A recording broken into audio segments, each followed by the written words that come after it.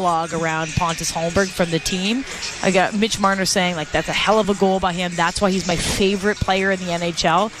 Matthews saying, quote, he's an incredible player. Like, his skill level, it's up there with some of the best guys I've seen, honestly. He's got a great stick and great anticipation. Like, okay, that's, Yeah, I mean, those are some, I don't know, like, why would they be pumping his tires for no reason? I think that they like the guy a lot. Slight hyperbole. I think there's a bit of hyperbole, but I was gonna you go say, out of your way to say something like that. These guys know more than me, though, but I was going to say it's kind of the antithesis, Pontus Holmberg is, of Nick Robertson. Exactly. Because Nick Robertson has a lot of skill, and he has a lot of God-given scoring ability, at least at levels like the Ontario Hockey League, where he dominated and scored a bunch of goals and got the Maple Leafs fan base in a tizzy over what he could do at the NHL level. But there are things that are lacking, and the things that are lacking is kind of what Pontus Holmberg specializes in, which is, pretty diligent defensive work and, 200-foot game.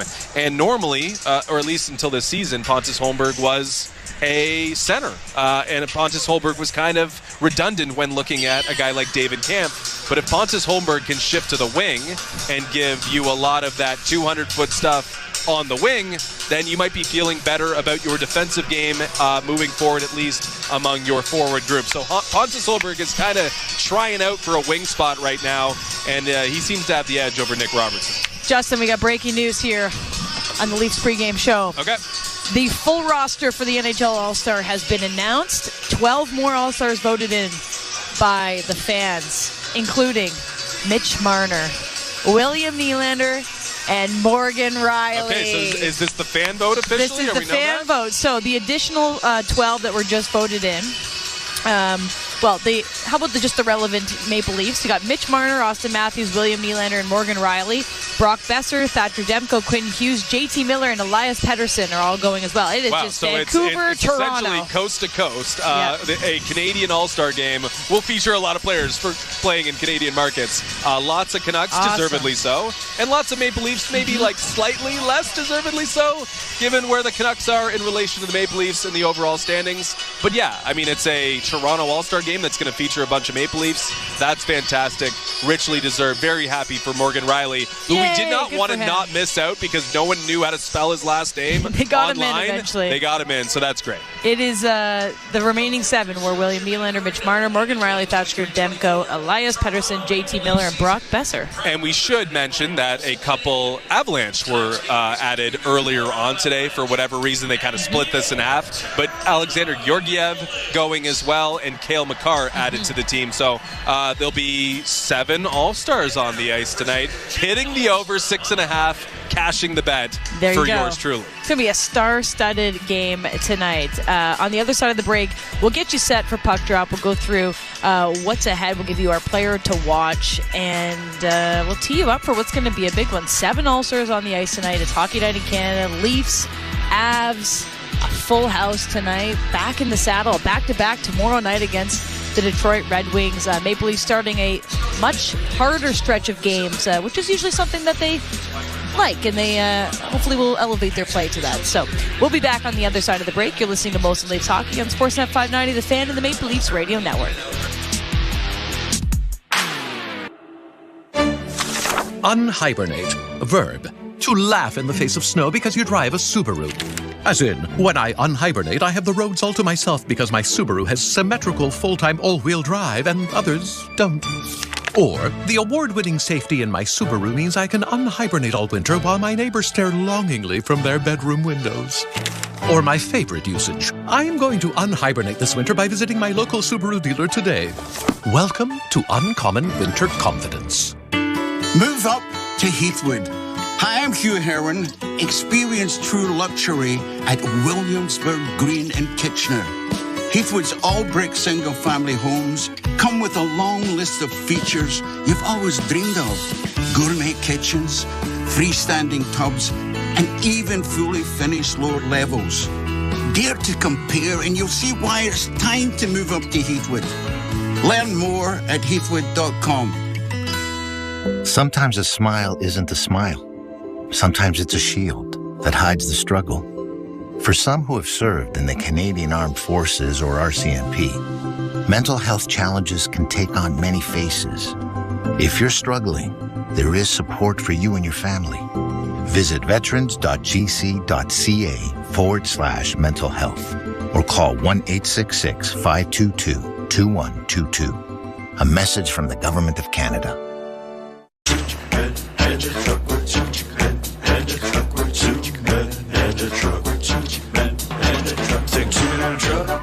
Truck.ca. So when you gotta move, all moving day. Think 2-minute truck.ca. Cause all of us movers are not the same. So that's our company name, 2-minute truck.ca. We're lots of men with lots of trucks, so give us a call today. Hey, I'm Nicole. Hi, I'm Stanley T. And I'm Ryan, and we host the Morning Mashup on Hits 1.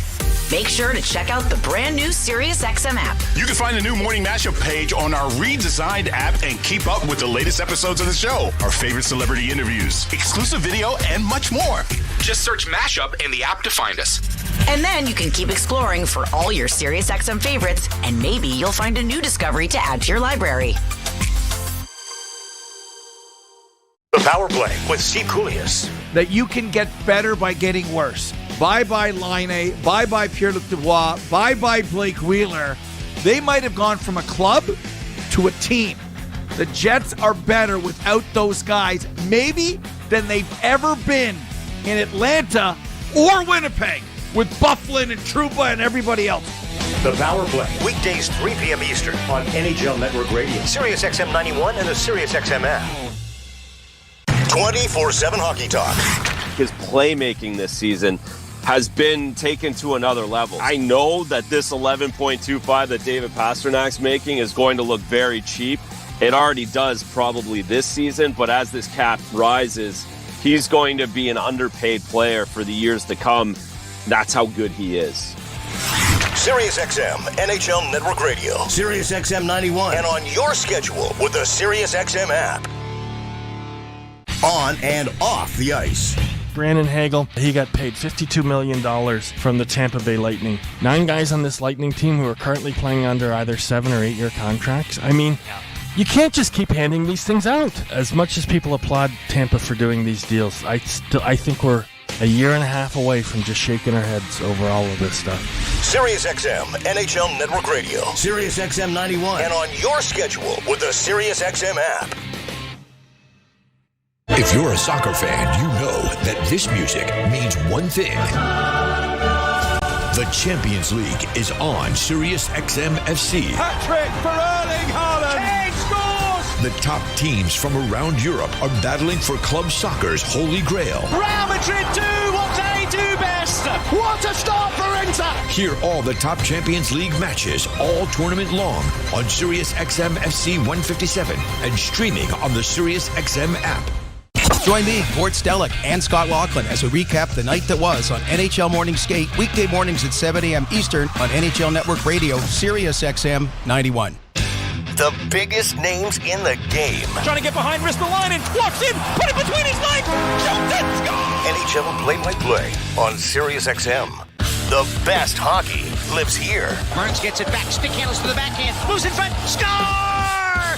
NHL play-by-play on SiriusXM. 06.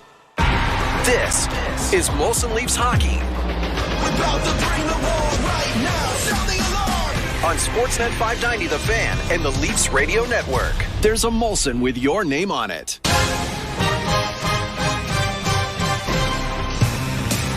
Welcome back to Molson Leafs Hockey on Sportsnet 590 The Fan and the Maple Leafs Radio Network. Ailish Forfar and Justin Cuthbert here for your pregame and intermission. It's Hockey Night in Canada as the Maple Leafs host the Colorado Avalanche tonight at Scotiabank Arena. The Leafs are celebrating their Indigenous celebration game, and we're celebrating a lot of All-Stars on the ice tonight. If you missed it, we just found the final announcement of all of the All-Stars voted in, and there will be 7 of them on the ice tonight. 4 from your Maple Leafs. First time Morgan Rielly and William Nylander will get to be All-Stars alongside Matthews and Marner, and McKinnon, Makar, and Georgiev for the Colorado Avalanche. So a pretty skilled All-Star packed ice tonight. Yeah, and the skills competition is going to feature 12 All-Stars, hand-picked. A couple more will be added during a fan vote, but 4 players involved in that skills competition. And again, this is a highly curated list, maybe the most skillful players that the NHL has, and 4 of them will be on the ice tonight at Scotiabank Arena. And I will add, if we're doing like the total All-Stars, and there's 7 between these two teams, maybe the biggest snub is Mikko Rantanen, and he plays for the Colorado Avalanche. There could easily be 8 All-Stars on the ice tonight when we're all said and done, because Connor Bedard is still listed, and we know Connor Bedard is injured. So maybe Mikko Rantanen gets in, but regardless, we have 7 All-Stars and a lot of All-Star caliber talent on the ice here tonight. William Nylander received over 1.3 million votes. Almost 1.4. Almost 1.4. Cal Makar just over 1 million. Marner at 946,000. Morgan Rielly got in with 830,000 votes. The fan base was really making sure they spelled Rielly correctly, because there was a bit of an issue with the people getting the E before the I and the I before the E. But nonetheless, it'll be a first-time All-Star. He's certainly excited about that. And more to come. We'll be excited to be here for the All-Star weekend in a couple weeks. But let's talk about tonight. The Martin Jones run will end tonight. It's going to be his 7th consecutive game, and we know it'll be his final one, because tomorrow night there'll be somebody else in the crease. Sheldon Keefe said so himself. He didn't name who that would be, but we have our suspicions, and it'll either be Dennis Hildeby or Ilya Samsonov, unless Mr. Brad Treliving, who's on his way home from Buffalo, maybe with the goaltender, maybe listening, brought a goaltender with him. We'll see. But Martin Jones has been absolutely incredible since Joseph Woll was injured and Ilya Samsonov was sent to the AHL. In the stretch of 6 games he's played in a row for the Maple Leafs, he's got a .945 save percentage and a 1.5 goals against average. And in 5-on-5 play, a .984 save percentage. Absolutely incredible. The Leafs have gone 4-1-1 in that stretch. So Martin Jones deserves all the praise, and hopefully he ends this streak on a good note tonight.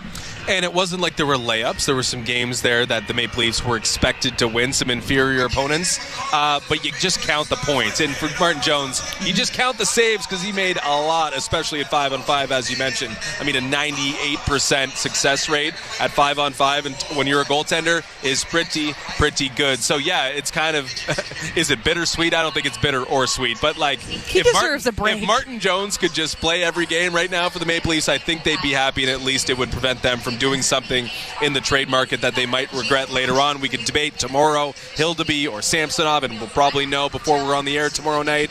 But yeah, for now it'll be Martin Jones' one last chance, at least on this run, to make a statement, and he's just been so good for the Maple Leafs. So hopefully he's able to close this stretch with another really solid performance.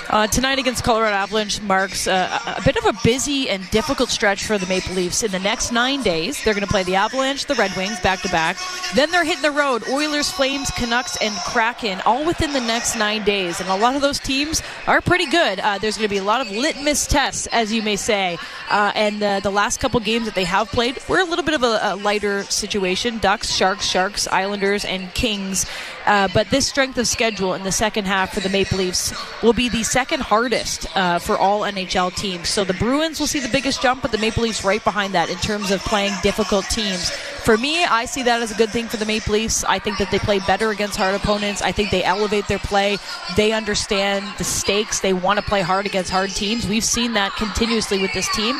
We've kind of seen the opposite when they play cellar dwellers. So I'm excited to see them play some good opponents, and selfishly, it's always nice to watch a good matchup when we're up here in the booth. Yeah, I mean, I think the biggest challenge, of course, you're playing more difficult teams. You're seeing Colorado tonight. Yeah, playing better teams generally is a bigger challenge, but I think the biggest challenge is going to be just how many games they're going to be playing. It seems like this schedule in January and February is relentless, and when those games, there's no cupcakes mixed in between, yeah, it makes the task a little bit more difficult. But in terms of where you want to be playing your best hockey. You want to ramp up towards the playoffs, and I think seeing a lot of quality competition, feeling what the Colorado Avalanche feel like, an elite team from out west that you might not see until maybe the last series of the year. Yeah, I mean, these are ones where you mentioned a litmus test, sure, but just kind of comparing yourself and what it feels like playing someone else who's elite, but who does it a little bit differently than the Toronto Maple Leafs do. This is one of the fastest teams in the NHL with one of the fastest players in Nathan McKinnon, and this is when you want to just kind of see what it looks like against a team like this, and maybe what you got to do before the deadline puts it a little bit clearer in focus. In our pregame show, you mentioned that the Avalanche, they score a lot of goals, but they also let a lot in. So tonight could be a bit of an over game. So let's take a look at some odds here. Our player to watch presented by Bet365. Visit the app for the latest odds and find out why it's never ordinary at Bet365. Must be 19 plus, Ontario only. Play responsibly. You've got a couple people circled for tonight. I was trying to get real cute because the two most relentless point producers in the league are Nathan McKinnon and William Nylander. What I mean by relentless is, like, every time they hit the ice, they seem to record at least 1 point. 35 games this year, McKinnon has recorded a point. That's 83% of Colorado's games. 34 games, William Nylander has recorded a point. That's 87% of Toronto's games. 87% of Toronto's games so far this year, William Nylander has a point. So if you're just going with the chalk, okay, these guys get a point every night. Let's parlay them together to get a point. But that pays only minus 210. So minus 210? I found, that's not great. God. You got to pay a lot of juice in order to make that profitable. But what I did find is that Mikko Rantanen, who's an all-star snub apparently, has a goal every other game dating back the last 14 games for the Colorado Avalanche. Well, guess what? He didn't score last game, so he's due. Okay. Mikko Rantanen, anytime goal is minus 110. That's the best bet tonight. I like that. I like a pattern, so I'm in on the Rantanen. I thought you'd like for that. sure. Here's just a quick update on where these teams are league-wide. The Avalanche to win the Stanley Cup, plus 900. The Maple Leafs to win the Stanley Cup, plus 1,300. So you're seeing two of the best go head-to-head tonight. Still lots of time to be played. The Oilers are obviously creeping their way up. You got the Winnipeg Jets and the Vancouver Canucks kind of leading the league there in terms of odds, but lots of intriguing point getters tonight. Let's go through the Maple Leafs lines before we get you ready for puck drop. Matthew Knies, Austin Matthews, and Mitch Marner on the top line. Tyler Bertuzzi, John Tavares, and William Nylander, followed by Pontus Holmberg, Max Domi, and Kalle Järnkrok. And on the fourth line, McMahon, Kampf, and Gregor. The blue line, Riley, Brody, Benoit, McCabe, Giordano, Lilligren, and, of course, Martin Jones making that 7th straight start in the Maple Leafs net. Yeah, the Colorado Avalanche have a lot of really good players. It's going to be a fun game to watch. I think this is one that I would circle on the calendar as just a nice game to sit back and watch talent go. We were talking about how great Cale Makar is. He's probably my favorite defenseman to watch just in terms of like puck control, poise. He's awesome. He's awesome. And we're kind of spoiled tonight because we get to watch him and get to talk about him. But this team doesn't come to town very often. The Maple Leafs don't get to play against him very often. But he is a marquee player in this league. And we're going to see him maybe do some damage tonight, but hopefully not too much. Yep, I'm with you. The best defenseman in the NHL is on the ice tonight for the Colorado Avalanche. And he's playing on the best pairing, I think, in the NHL aside Devon Toews. But just like a glimpse of what the Colorado Avalanche could be right now. They've got McKinnon and Drouin on one line, and Nichushkin, who's got 20 goals on another, and Ryan Johansson on a third line. They are missing Gabriel Landeskog, Arturi Lehkonen, Bowen Byram, Miles Wood, and Josh Manson tonight, and yet they have 3 All-Stars. They probably should have 4. This is a really, really good team that's not at full strength tonight. May not be at full strength all year because Gabriel Landeskog is not expected to play. But boy, do they have talent on the opposite side. And, of course, that culminated in a Stanley Cup a couple years ago. Another thing to keep an eye out, I know is not in our player to watch, but Mitch Marner, 1 point shy of being the fastest Maple Leaf to 600 career points. Maybe to be passed by his teammate Austin Matthews quite soon. But Mitch Marner, specifically in the last little bit, has had quite a tear. Obviously, he's going to be in the discussion of contracts in the future. But let's just live in the now and enjoy the Maple Leafs having a lot of top talent in Mitch Marner, Austin Matthews, and William Nylander doing their thing. But 1 point away, maybe we see that tonight. Maybe we see Matthews get there, too. He's 10 points away. That would be quite the night for Austin Matthews. What do you think the odds are on Matthews getting 10 points? We probably have to reserve that to maybe even later this week, given the way Austin Matthews is going. But, yeah, Mitch Marner will probably get to 600 first, but we know Austin Matthews is right there nipping at his heels. Yeah, it could be a night of some milestones. We're looking forward to seeing all of the All-Stars in action tonight. And Martin Jones hopefully keeping his stretch of really good play at home. finishing this one up before a back-to-back as the Maple Leafs host the Red Wings tomorrow night. Lots to come. Joe Bowen and Jim Ralph will have the call of the first period next. You excited for tonight? Yeah, this is what, a handful of 3 teams that you're most excited, at least for me, to see come into this building. Edmonton's one of them. Colorado's definitely another. Nathan McKinnon's unlike anyone you see in the NHL, and Cale Makar's kind of unlike any defenseman that you'll see in the NHL. So a treat tonight to see Colorado and the Maple Leafs go at it. Well, Joe Bowen and Jim Ralph will have the call of the first period after the break. You're listening to Molson Leafs Hockey on Sportsnet 590 The Fan and the Maple Leafs Radio Network. To truly go inside the game of pro football, you need to see things from the player's perspective. Let's go.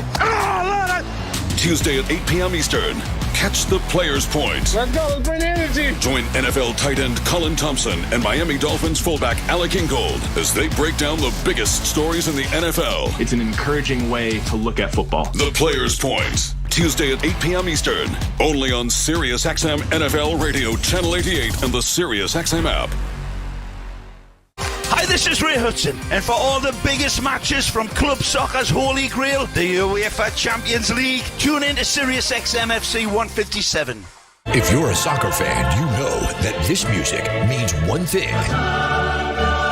The Champions League is on SiriusXM FC. Hat-trick for Erling Haaland. Kane scores! The top teams from around Europe are battling for club soccer's holy grail. Real Madrid do what they do best. What a start for Inter! Hear all the top Champions League matches all tournament long on SiriusXM FC 157 and streaming on the SiriusXM app. NHL Morning Skate. Chris Knobloch, head coach of the Edmonton Oilers. No coaching experience in Paul Coffey. What's that been like as far as a rather unique fit as an assistant? If you look at all the things that have improved with our team, and maybe even the most is how well our defense has been playing. Paul's done a great job of communicating with them and getting a message on just playing assertively. NHL Morning Skate with Scott Laughlin and Gord Stellick. Weekdays 7 a.m. Eastern on NHL Network Radio, SiriusXM 91, and the SiriusXM app. The Power Play with Steve Koulias. That you can get better by getting worse. Bye-bye Laine. Bye-bye Pierre-Luc Dubois. Bye-bye Blake Wheeler. They might have gone from a club to a team. The Jets are better without those guys, maybe, than they've ever been in Atlanta or Winnipeg with Bufflin and Trouba and everybody else. The Power Play, weekdays 3 p.m. Eastern on NHL Network Radio, SiriusXM 91, and the SiriusXM app. 24/7 Hockey Talk. His playmaking this season has been taken to another level. I know that this 11.25 that David Pasternak's making is going to look very cheap. It already does probably this season, but as this cap rises, he's going to be an underpaid player for the years to come. That's how good he is. SiriusXM NHL Network Radio, SiriusXM 91, and on your schedule with the SiriusXM app. On and off the ice. Brandon Hagel, he got paid $52 million from the Tampa Bay Lightning. 9 guys on this Lightning team who are currently playing under either 7 or 8 year contracts. I mean, you can't just keep handing these things out. As much as people applaud Tampa for doing these deals, I think we're a year and a half away from just shaking our heads over all of this stuff. SiriusXM NHL Network Radio, SiriusXM 91, and on your schedule with the SiriusXM app. The big names are on NHL Network Radio. With Brad Treliving, general manager of the Toronto Maple Leafs. How would you describe your season? We've been able to put some points in the bank here, knowing that we're capable of playing much better. You know, that's sort of our focus right now is trying to get a little more consistent in our game and getting our team up to a little higher level of play. SiriusXM NHL Network Radio, SiriusXM 91, and the SiriusXM app. The Fan and the Leafs Radio Network.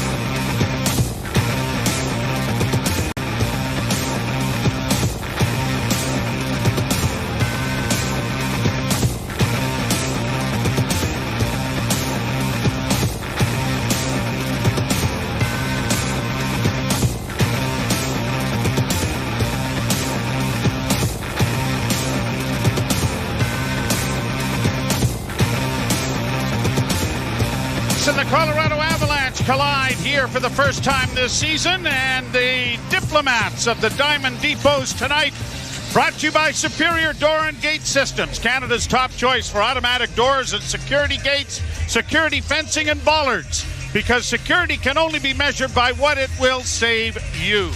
For the Maple Leafs, Martin Jones is back in goal for Toronto. He has a record of 8-3-1, lost his last game after a winning streak. 2.15 goals against average, though, and a .928 save percentage. Alexander Georgiev is the workhorse of the National Hockey League. He's 23, 9-2, 2.88, and an .898 save percentage. And he has played the lion's share of goal for the Colorado Avalanche, who will defend the goal to our left, and the Maple Leafs are to our right. The referees tonight, Kendrick Nicholson and Kelly Sutherland. Shander Alfonso and Beto Quinn are the linesmen, and we're underway as it is backhanded down into the Toronto zone off the bat. Tipped there by Brody, but not out. It comes back to the point. Makar with a shot. Down is Jones. And with a collision right at the goal crease with he and Brody, they managed to keep it out. And a face-off coming in the Toronto end. Boy, I don't know what happens on this, Joe, but Martin Jones, I don't know if this is redirected or not. It might have been off his skate right in front of him. Mikhail Makar got it at the right point. And Jones actually falls back as we're looking. Yep, might have been off something, and this squeaked under the arm of Jones before he fell back on it and held on. Marner playing it down into the Avalanche zone, swept around by McKinnon to the far side, cut off by the Maple Leafs, but it is pushed to an open wing, and there is McKinnon getting it off on the left wing, and it is backhanded down into the zone. Rantanen into the forecheck, knocked down on the play by Morgan Riley, and the puck along the near boards as the Leafs unable to poke it out, but now Brody is able to skate it out. He'll get to the red line and backhand along, shot in wide of the net. Both teams trying to get a change in here. Fourth line over the boards for the Maple Leafs as it is played in over the line on a delayed offside. The Avalanche peel away and the Maple Leafs get some skating room, and it is brought out now by Gregor. Played off the boards for McMahon, but down into the corner. Gregor got a hit in there, but the puck comes back at center. Brought in over the line by Kiviranta. His shot went wide of the net. Played around the boards and into the corner. McCabe punches it up ahead, and it is tipped by Gregor out into the center ice area. Ross Colton goes back for the Avalanche, who come into the game 8-1-1 in their last 10. The only game they lost in regulation was at home to the Florida Panthers, who continued their winning streak. Played along the boards, chipped to the line and pushed back at the Toronto goal. Fed off the wall then by Lilligren, carried to center by Tavares, who was able to send it in over the line. Bertuzzi taking a bit of a hit there as the puck goes down into the Leaf zone, and a shot goes wide of the Leaf goal. Fed around the boards by Poulin. Now into the corner it goes, and the Leafs have some room now to bring it out. Lilligren skating it out with a pass on the right side, and Nylander is through neutral ice. And across the line, dropping for Tavares. Back for Nylander, and it went by him, and it also went by Bertuzzi as the Avalanche have played it down into the Toronto zone, but from the wrong side of center ice that produces an icing call. And I, for one, am overjoyed for Morgan Riley, who has been announced to be one of the All-Star Game participants. A Leaf for life, if you will, and a guy that is, I think, enjoying his best season as a Maple Leaf in the NHL. Yeah, we talked about it. I mean, he did have the 20-goal season a few years ago, but this is really a continuation from the playoffs last year. Morgan Riley was so good against Florida and Tampa. Lilligren's shot from the point went wide of the net. McCabe attempts to pinch to keep it in. It's knocked out at center, and Domi is back there covering up. He'll get it ahead. Backhanded in over the line by Pontus Holmberg. Played into the corner, and now back of the net. In on the forecheck was Domi. Played along the boards, but blocked by the Maple Leafs on the far side. Lilligren sending it around back of the net, but Domi couldn't trap it. Played back to the blue line now for Holmberg. Pontus Holmberg carries into the near corner. Challenge there, the puck along the wall. He slashes at it. Domi hoping for a loose puck to materialize. When it does, he gets it back to the point, but it was out of the reach of Morgan Riley, who had just come on. And it's down into the Toronto end. Leafs play it out at center. Nyes in across the line and down into the zone. Marner and Matthews joined the rookie as it's played to the line and out. Knocked back in by Matthews, then stolen by Matthews. Matthews with a shot. That went off the defenseman's skate as Jack Johnson got in the way. Leafs trying to keep the pressure on here, and it is pushed to the line, but now batted to center ice, and now here are the Avalanche getting it in over the line, only to have it knocked away. Nyes couldn't push it ahead for Matthews. Brought right back in over the line by Josh Manson. He couldn't get a shot away, and the Maple Leafs have it back, and Matthews gets it up on the wing, and it is sent in by Riley, and Manson steps into him. Out come the Avalanche to center. One thing this game is going to be is quick. Now, maybe not completely time-wise, but it's one thing. When the clock is running, these two teams can really skate. And it will be a quick game played by both as it's shot in over the line and down into the Toronto zone on a delayed offside. Really, the only huge difference between these two teams is the production from the defenseman.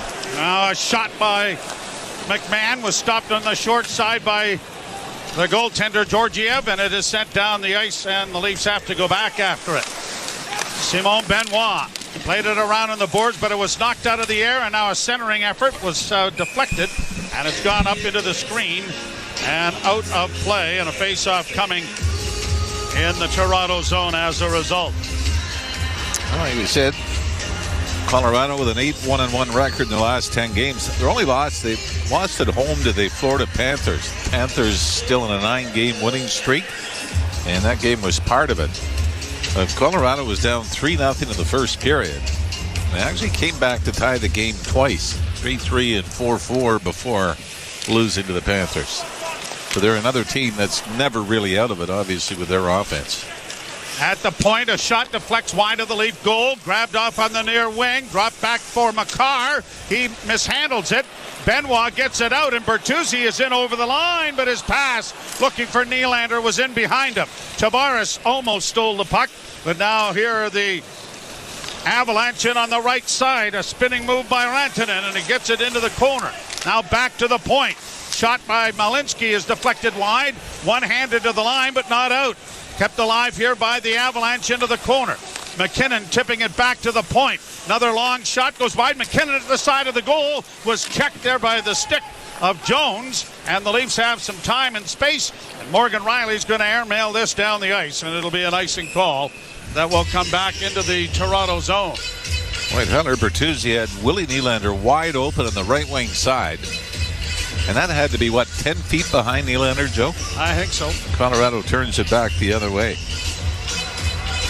Hunter Bertuzzi, production, I guess, has been an issue. Just 9 points in his last 20 games, 1 goal in his last 20. We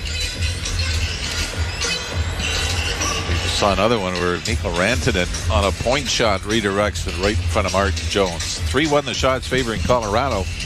But 2 of the shots by the Avalanche have been point shots that were deflected right in front of the Toronto net. They win the draw, and a point shot here is wired wide of the Leaf goal.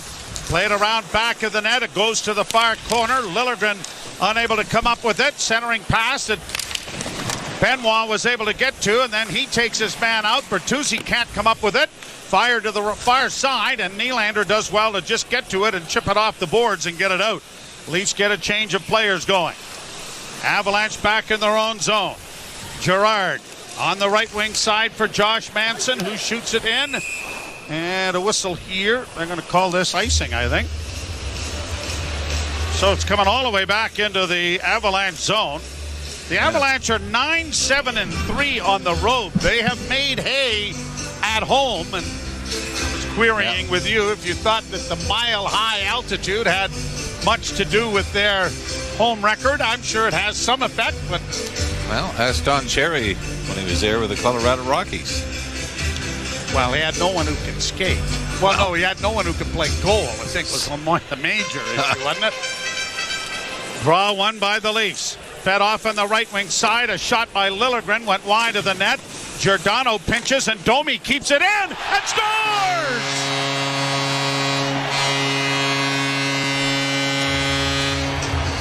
this hits something because this was a knuckleball that Hoyt Wilhelm would have been proud of, and it knuckles over the shoulder of Georgiev, and it is 1-0 Toronto. And Max Domi just turned and fired from inside the blue line.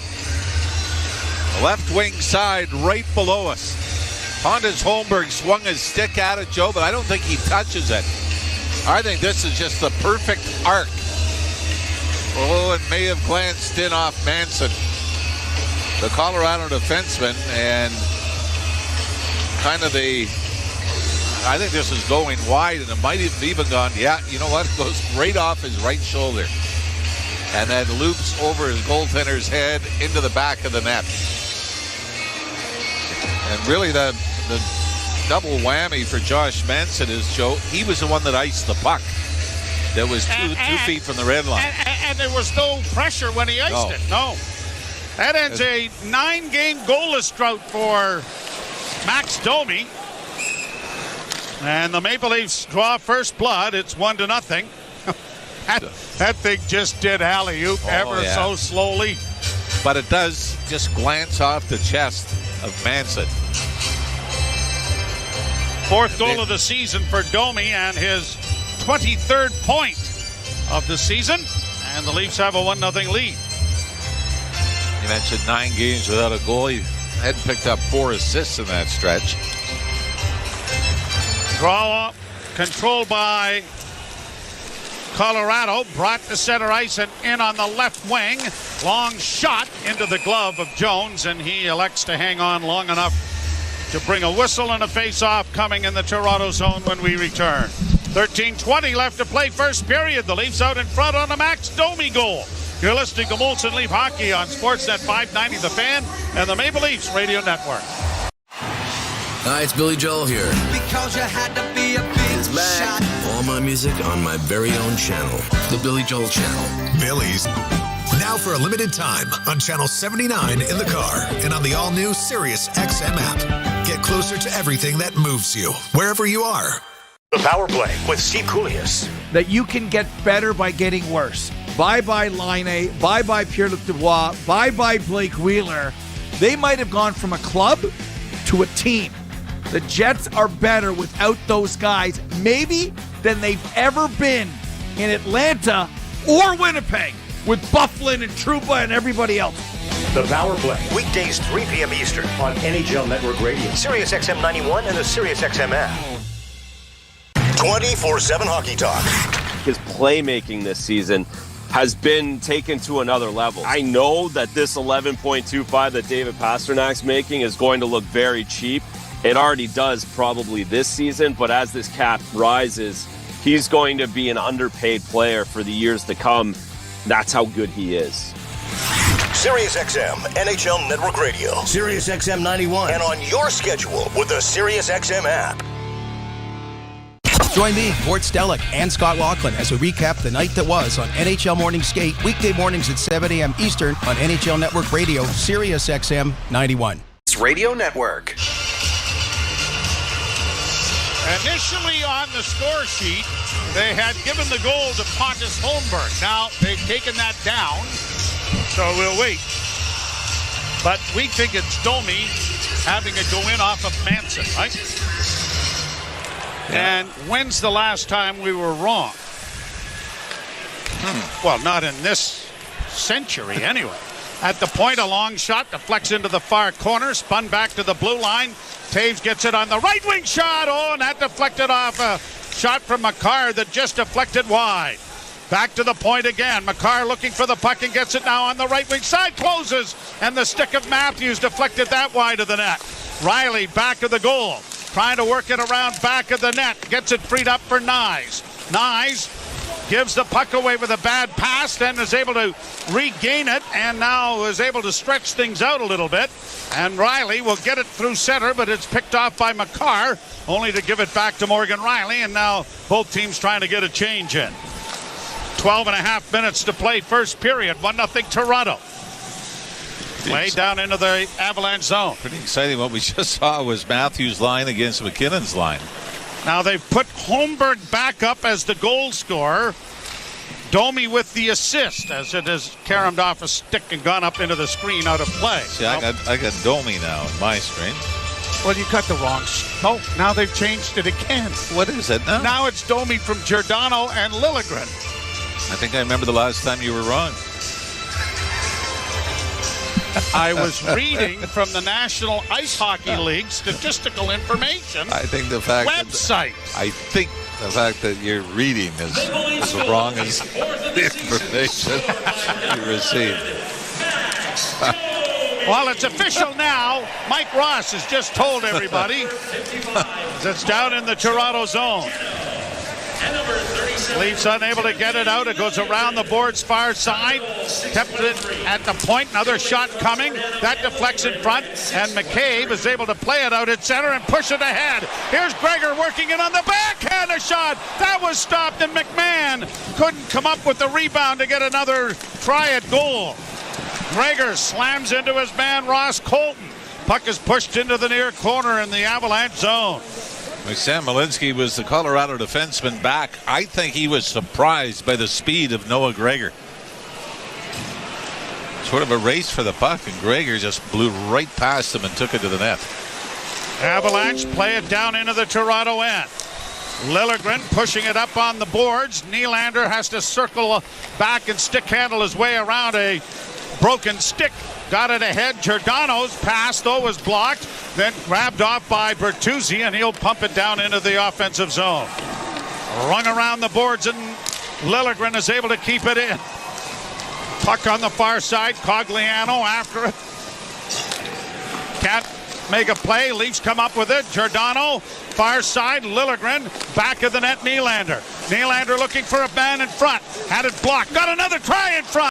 And it bounced in the air. And Bertuzzi couldn't knock it out of the air. Kept in at the blue line by Lilligren. Played down into the corner. Nylander trying to free it up. It comes in front of the goal, but the Avalanche are there. And they're going to launch it down into the Toronto zone. 10:23 to go first period. The goal is Domi's fourth. Giordano and Lilligren getting the assists on the opening goal of the hockey game. Played down into the Toronto end once more. And a generous icing coming here from the linesman. And if you wonder how important they are, that's exactly what led to the Max Domi goal earlier. Or, if you want to go back to Thursday night, the Leafs and the New York Islanders. The Leafs iced the puck early in overtime, lost the face-off, and the game is over. Face-offs are important. And Manson really had he was about 2 feet away. And was no pressure whatsoever, right? He was hoping it was the old tie goes to the runner thing, that you were close enough that you were going to get the call. Face off to the right of Georgiev. Boy, he's first in minutes played, first in just about every goaltending statistic. He's been excellent. Centering pass and a shot by Matthews. Swallowed up by the aforementioned Colorado netminder. Matthews has had a hat trick against the Avalanche. It came 2 years ago, so 2022, when the Avalanche were in. And the goaltender at that time was Johansson, who's now the goaltender with the Tampa Bay Lightning, took over for Vasilevsky early on in the season. Last game between these two teams in this building, Colorado won it 2-1 in a shootout. Marner trying to keep the puck in for Matthews. He goes around back of the goal, comes back now on his forehand, a centering pass. Oh, and a chance there for Marner was thwarted by a stick in front of the net. Now McKinnon in on the wing, and a shot is wired wide of the net by Rantanen. Kept in at the blue line. Makar into the left wing corner. McKinnon trying to come out in front with a backhand that was stopped. It goes back into the corner, and McKinnon after it again. Now Riley gets in the way there and is able to skate the puck out to his own blue line. Tried to flip it to the zone, then stole it. He's in alone on a backhand. Score! Holy mackerel, what a play! Morgan Riley, you're going to the All-Star game, and here's the exclamation point.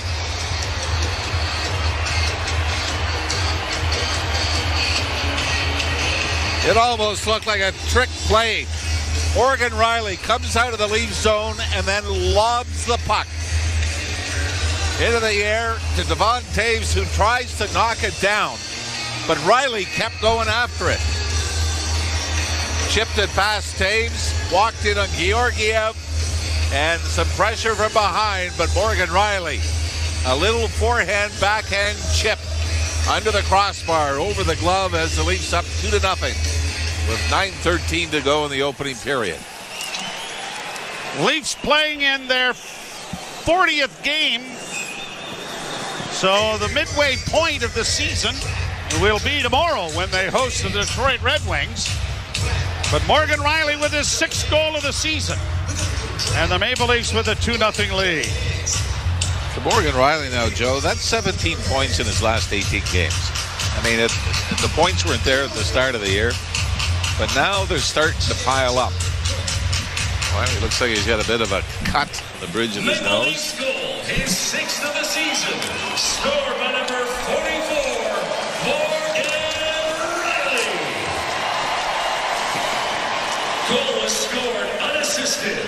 Time of the goal. Unassisted goal for Morgan Riley. And the puck is back into the Toronto zone, and Domi will regroup it on the far side with McCabe. McCabe back for Pontus Holmberg. That hit a skate. That forces Simon Benoit back into his own zone. And the Maple Leafs have it under control, and a pass ahead for Domi.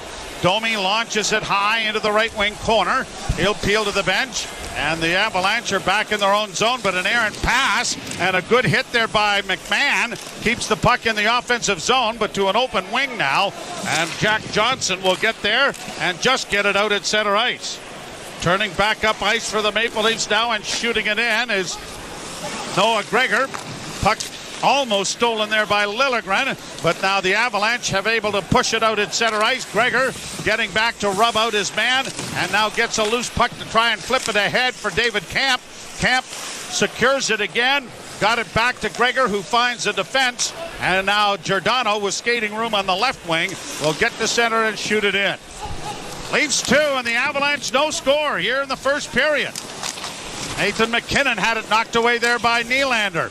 Puck comes back to the blue line, and the Leafs are unable to keep it in as the Avalanche get it down into the Toronto zone with a long shot that went wide of the net. McKinnon working down into the corner. McKinnon around back of the net. He's at a point in 35 games this season. One more than Willie Nylander, who's had a point in 34 games for the Maple Leafs. Avalanche keep it alive. Near side, Drouin getting it back to the point. Long shot in traffic, deflects wide of the goal. Wraparound attempt was stopped by Brody. Here's McKinnon working on the far boards, comes back to the blue line with a long shot that was stopped, and the rebound is going to be cleared to the line but not out. Nylander was looking for a breakaway pass, and a shot goes wide of the Toronto goal. David Camp just needs to relieve the pressure and get a change going here as he sends it down the ice. Well, they played before that, Joe, and there was the big rebound off Jones. Morgan Riley lifts the Avalanche stick and then turns and gets the puck, but takes the man first. Makar with a pass in on the wing, and Johansson failed to redirect that. Makar sends it back behind the goal into the far corner. Avalanche onto it quickly as it's played to the line and pushed out at center by Toronto, and the Avalanche go back to play it up on the wing. Devon Taves gets it down into the Toronto zone, and there was Simon Benoit crashing into his man on the far side, and now gets the puck freed up, and his defense partner McCabe will get it out at center, but that's intercepted and shot right back in again. Jones out of the cage to find Benoit on the far corner, hammered off the boards. It's gone high out and down the ice, and an icing charge is coming here against the Maple Leafs with 5:50 to play in the first period, and the Leafs leading by a score of 1-0. And the first period is presented by Bet365. Visit the app for the latest odds and find out why it's never ordinary at Bet365. Must be 19 plus, Ontario only. Play responsibly. One thing we know for sure, Nathan McKinnon and Kel McCarr will be going to the All-Star game.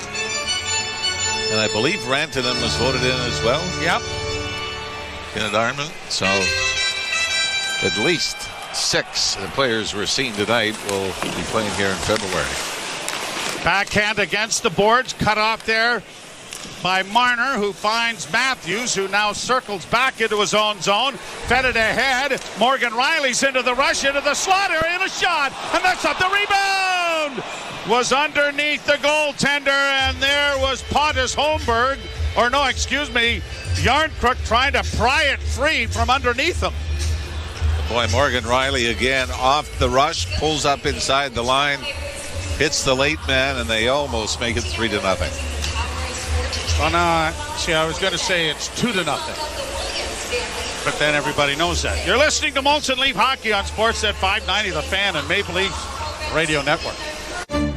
There are many peculiar words in the English language. Words like solivigant, peregrinate, nemophilus, peripatetic, and conviviality. Yet, there is no word for getting the most out of winter in your Subaru, thanks to symmetrical full-time all-wheel drive and X-Mode. Until now. We call it unhibernate. As in, while your neighbors stay home, you'll be unhibernating all winter in your Subaru. So peregrinate to your local Subaru dealer today, and welcome to Uncommon Winter Confidence. Every year, fans debate over the draft. Who's going first? At Chuck's, they already know. The top draft choice is that icy cold 18-ounce Molson Canadian you're holding, and it's just $4 at Chuck's during Leafs games. No wonder that at draft time, Canadians are always in high demand. Chuck's Roadhouse Bar and Grill. Food the way it ought to be. Price the way it used to be.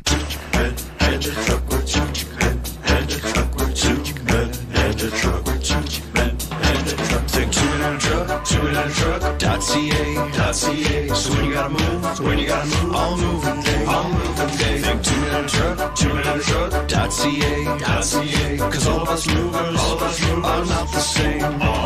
So that's our company name, two men in a truck.ca. We're lots of men with lots of trucks. So give us a call today. You're listening to Toronto Maple Leafs hockey on Sportsnet 590, The Fan, and the Leafs Radio Network. Well, the Maple Leafs will be well represented at the NHL All-Star Game. Mitch Marner joining Morgan Riley and Willie Nylander. And Austin Matthews. Yep. A shot in front of the net. Domi sends it in front of the goal, and unable to get his stick on it was Holmberg.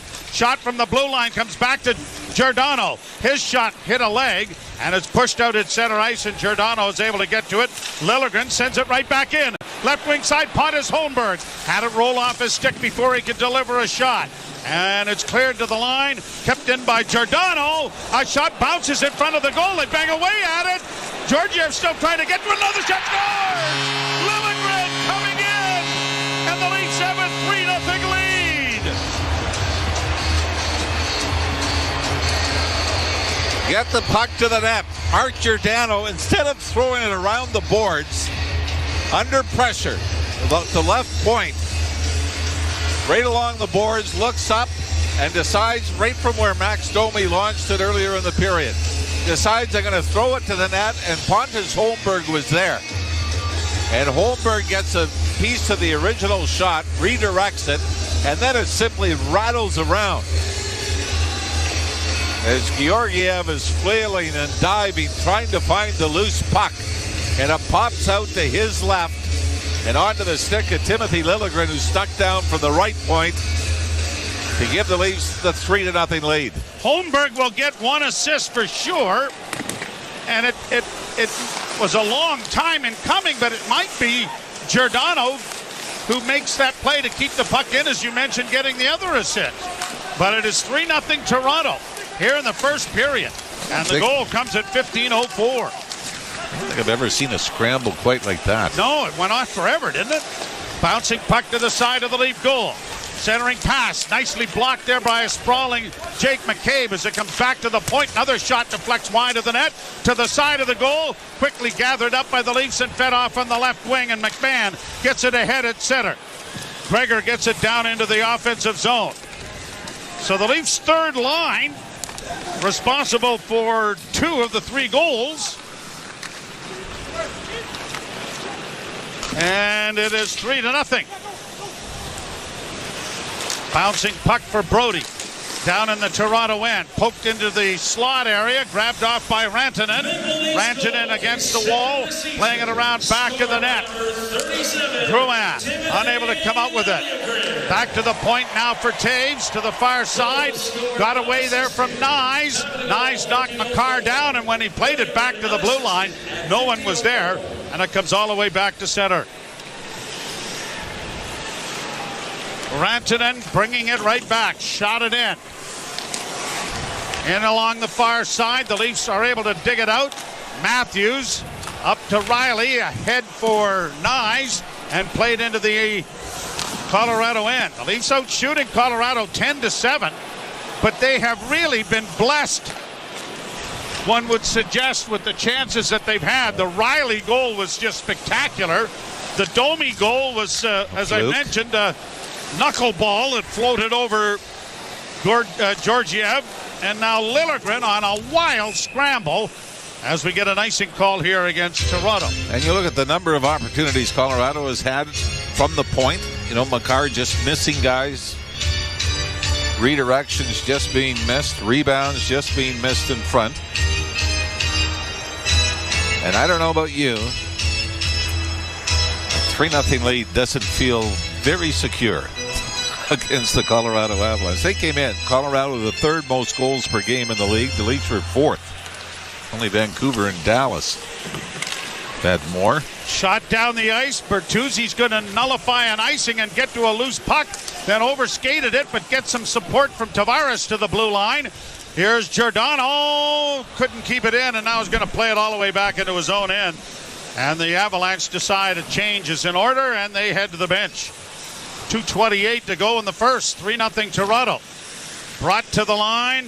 Nylander then circles back into neutral ice. Looks for the far side. Tavares will just shoot it in, and the Avalanche go back in behind the net.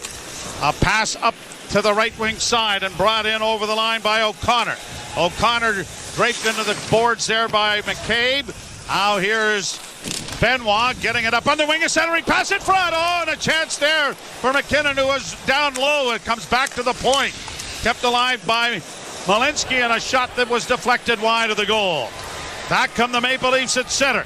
Long shoot in is gloved by Georgiev, and he's going to hold on with 1:47 left to play here in the first period. The Maple Leafs 3, the Colorado Avalanche no score. You're listening to Molson Leaf Hockey on Sportsnet 590 The Fan and the Maple Leafs Radio Network.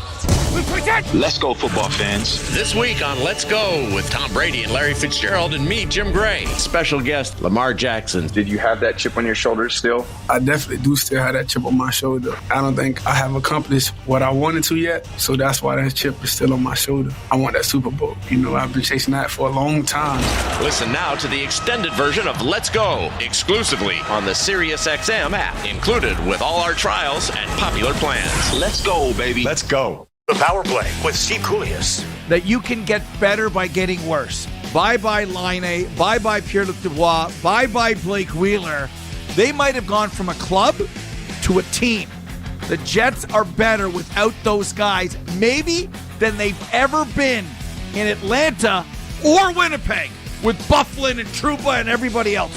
The Power Play, weekdays 3 p.m. Eastern on NHL Network Radio, SiriusXM 91, and the SiriusXM app. If you're a soccer fan, you know that this music means one thing.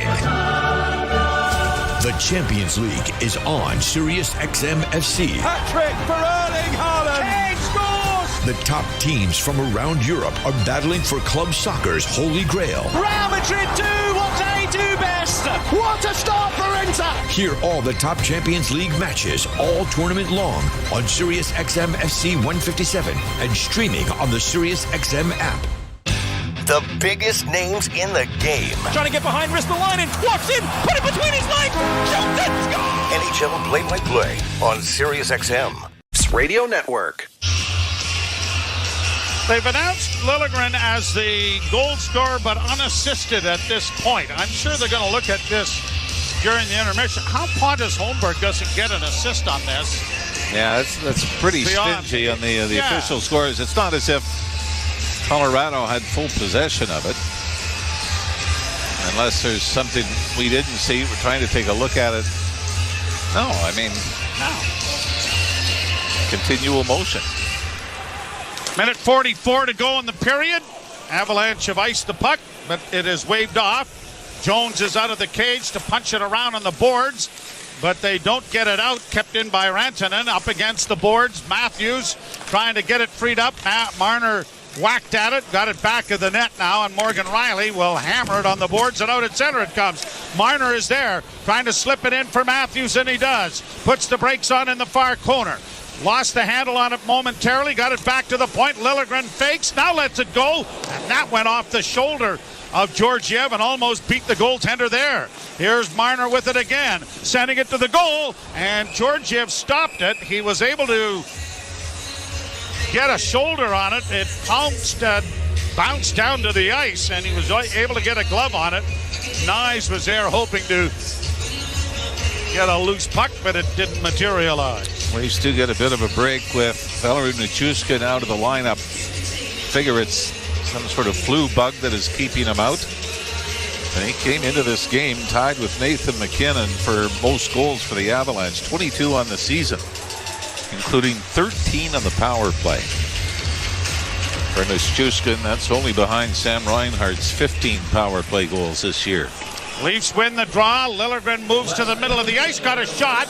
That was deflected just wide of the net. Standing off to the side was Pontus Holmberg. He's had a pretty memorable first period, hasn't he? Here the Avalanche in, looked like it might have been offside, but the puck is intercepted by the Maple Leafs, but not cleared. At the point, a shot goes high and wide. The rebound, back of the net, spun to the blue line. Kept in there by the Avalanche as they play it high into the corner. Lilligren trying to get it up ahead. Holmberg got it ahead on the wing, and Yarncrook will get it out into neutral ice with a half minute to go in the period. Morgan Riley goes back after a loose puck in his own zone. Carries it around back of the net to allow the remainder of the change to come. Leafs fourth line over the boards to finish off the period. Noah Gregor comes to center, weaves in on the left wing, a centering pass. That was stopped. A big rebound off of Georgiev was taken to safety by the Avalanche. And with 3 seconds left, a long shoot in on Jones. He'll shoot it into the corner. And that ends a dominant first period for the Maple Leafs against one of the premier teams in the National Hockey League. They'll lead 3-0 after one. And the Leafs out shooting the Avalanche 14-7, and I think you saw after the Domi goal, Joe, the Leafs started to shoot the puck every chance they got. That led to the goal by Lilligren because Giordano decided to throw it on the net from the left wing point.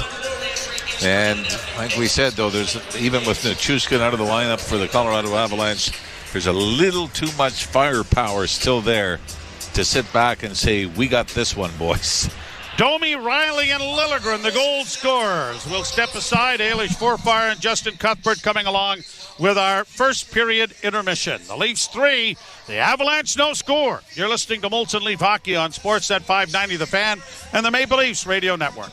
A-M-E-Y. Radio Andy.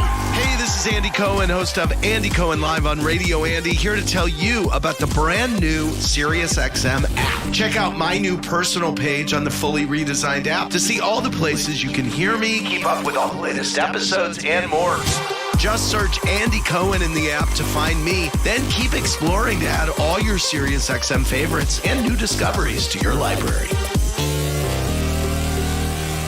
The Power Play with Steve Koulias. That you can get better by getting worse. Bye-bye Laine. Bye-bye Pierre-Luc Dubois. Bye-bye Blake Wheeler. They might have gone from a club to a team. The Jets are better without those guys, maybe, than they've ever been in Atlanta or Winnipeg with Bufflin and Trouba and everybody else. The Power Play, weekdays 3 p.m. Eastern on NHL Network Radio, SiriusXM 91, and the SiriusXM app. 24/7 hockey talk. His playmaking this season has been taken to another level. I know that this 11.25 that David Pasternak's making is going to look very cheap.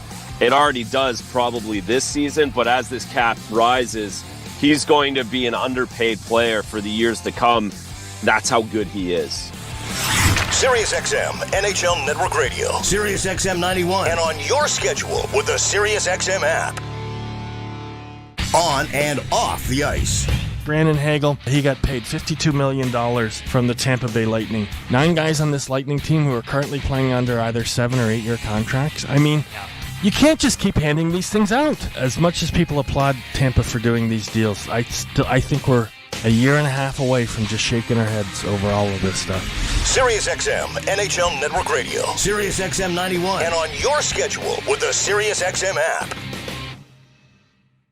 NHL Morning Skate. Chris Knobloch, head coach of the Edmonton Oilers. No coaching experience in Paul Coffey. What's that been like as far as a rather unique fit as an assistant? If you look at all the things that have improved with our team, and maybe even the most is how well our defense has been playing. Paul's done a great job of communicating with them and getting a message on just playing assertively. NHL Morning Skate with Scott Laughlin and Gord Stellick. Weekdays 7 a.m. Eastern on NHL Network Radio, Sirius XM 91, and the Sirius XM app.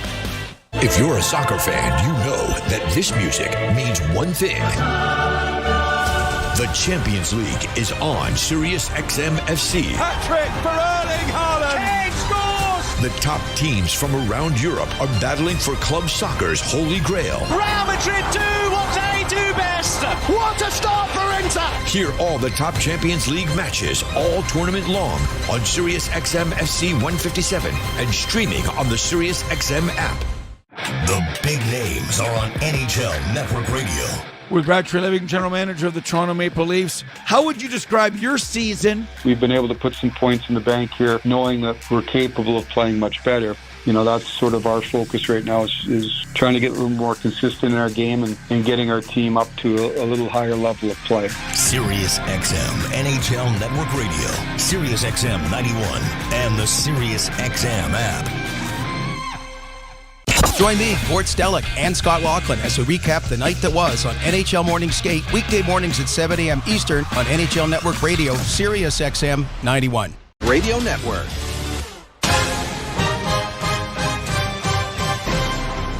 And it's cleared to the line, kept in by Giordano. A shot bounces in front of the goal. They bang away at it. Georgiev still trying to get to another shot. Scores! Lilligren coming in, and the Leafs have a 3-0 lead. All right, welcome back to Molson Leafs Hockey on Sportsnet 590, the fan of the Maple Leafs Radio Network. Ailish Forfar and Justin Cuthbert here for your intermission shows. And well, that was a pretty damn good 20 minutes for your Toronto Maple Leafs. A 3-0 lead after 20, outshooting the Avalanche 13-8. And a lot of firepower. We talked about a lot of all-stars on the ice, but the Leafs were looking like they had the ice tilted in their favor for that entire period. Yeah, the lead-up was all about the all-stars. 7 in total on the ice tonight, maybe 8 when we get down to it with Mikko Rantanen. But it was kind of, I don't know if it's a misfit line, but it's kind of just a hodgepodge of Maple Leafs on a third line right now. And boy, did they ever dominate. Max Domi, Pontus Holmberg, Kalle Järnkrok were probably the best line for the Maple Leafs, best line in the game so far. And just to underscore that, Pontus Holmberg, the Leafs had in terms of shot attempts for versus against, with Pontus Holmberg on the ice, 13-1 in favor of the Maple Leafs. There was no hard line matching.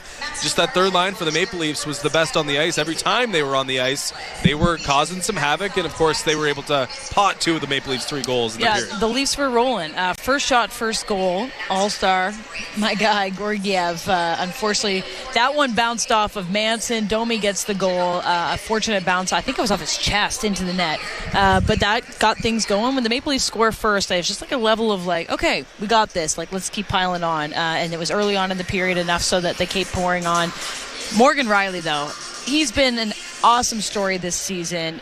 He just got voted into his first All-Star game, as we had in the pregame show.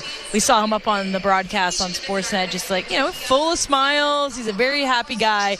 And the fact that he got his first NHL All-Star and it's going to be here at home. And then he gets one in the first period, a beautiful backhand. I don't think has he ever scored a backhand goal before? I don't know, but he did it real nice there. He's got 17 points in the last 18 games for Morgan Rielly. The most consistent blue liner for the Maple Leafs, one of the unsung heroes in a sense, and he got his moment and the crowd loved it. Yeah, definitely the highlight of the first period was the Morgan Rielly goal. I don't know how intentional this was, but he kind of just flipped the puck because it was kind of a nothing rush and just like really a nothing moment in neutral ice, but kind of flipped the puck towards Devon Toews. It landed at his feet, and he was able to just follow up, poke it could pass one of the best defensemen in the league and score with the backhand on Georgiev. It was a great play. One of the best goals we've seen from Morgan Riley. A strict individual effort for the newly crowned All-Star, and probably the highlight of his season after the highlight of his season was being named to the All-Star team. Yeah, it's been a good, 45 minutes for Morgan Riley. And then to finish it off, the third goal of the period, you heard it coming in from break, Timothy Lilligren with his second of the season.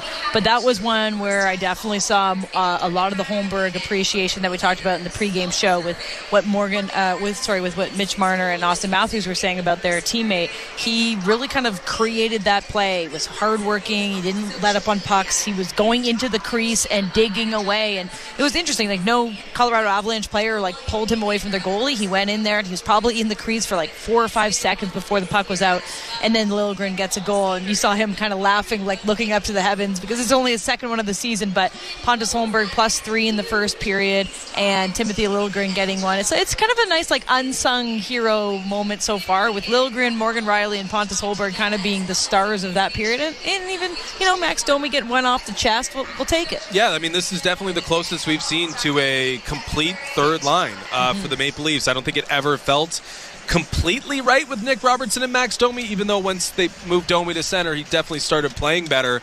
But in terms of what it might look like in big moments down the stretch in the playoffs, maybe there's something here with two really defensively responsible wingers playing with Max Domi, who has a little bit of irresponsibility to his game. And I say that in a good way. He's more of a chance taker. He's more of an offensive player than he is a defensive player. But together, maybe those three kind of complete each other in a way. At least it seems, at the very minimum, they will keep Nick Robertson at bay for now, given how good that first period was between the three. So Leafs lead 3-0 after the first period. From Sportsnet Stats on Twitter, Leafs have won 15 straight games when scoring 3+ goals in the first period. So, things are off to a great start. We'll take a quick break, and on the other side, we'll tell you what's going on the out-of-town scoreboard before we send it to the second period. You're listening to Molson Leafs Hockey on Sportsnet 590, The Fan, and the Maple Leafs Radio Network. From the biggest stadiums to the coziest holes in the wall. From house parties to porch hangs to pride celebrations. From your favorite fuzz shop to your local Indian spot. From noodle bars to sports bars to salsa bars. There's a Molson with your name on it. Canadian Ultra XL. Molson. Everyone in. Must be legal drinking age. NHL All-Star Thursday is coming to Toronto with 3 exciting events in one star-filled night. First, celebrity captains select their teams in the Tim Hortons NHL All-Star Player Draft. Then, the 1967 Stanley Cup champion Maple Leafs are honored in the NHL Alumni Man of the Year. And finally, the best in women's hockey compete in the Canadian Tire PWHL 3-on-3 Showcase. It's NHL All-Star Thursday on February 1st. Buy tickets now starting at $44 at NHL.com/Thursday.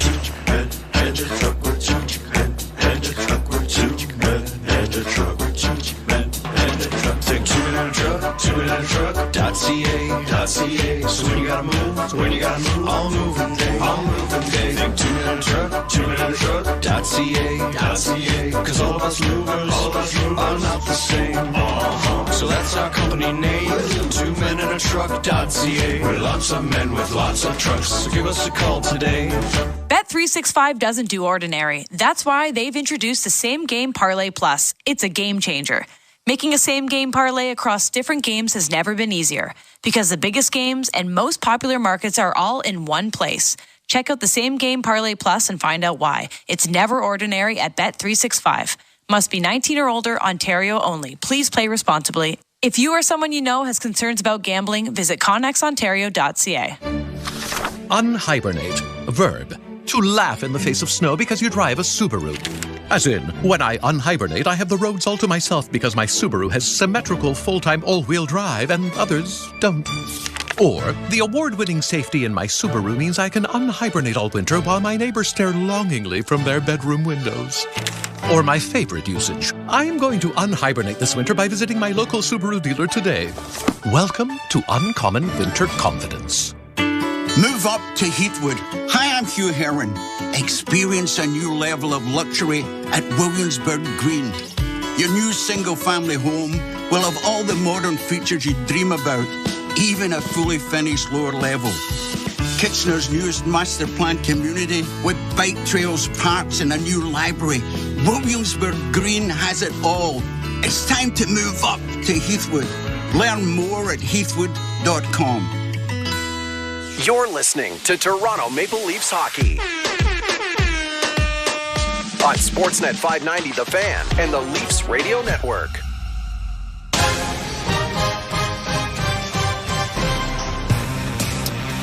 Welcome back to Molson Leafs Hockey on Sportsnet 590, The Fan of the Maple Leafs Radio Network. Maple Leafs lead 3-0 after the first period against the Colorado Avalanche here at Scotiabank Arena on Hockey Night in Canada. And while we were watching, the NHL All-Star Game jerseys were announced, and they are in collaboration with Justin Bieber and Drew House, his company, of course, and they are something. They are very bold, bright, and a little bit funky. Those are probably the three adjectives I would do to describe these jerseys. You can check them out. They're Adidas jerseys for the 2024 NHL All-Star Game in Toronto. I think the more I look at them, the more I begin to like them. I think that's the way I'd put it. You? I like them. Yeah. They kind of remind me of like Super Smash Bros. Like way back They're kind of comic-y. They're kind of comic-y. There's like a little bit of a... It's trying to go over the top, which I think is... Well, I don't know.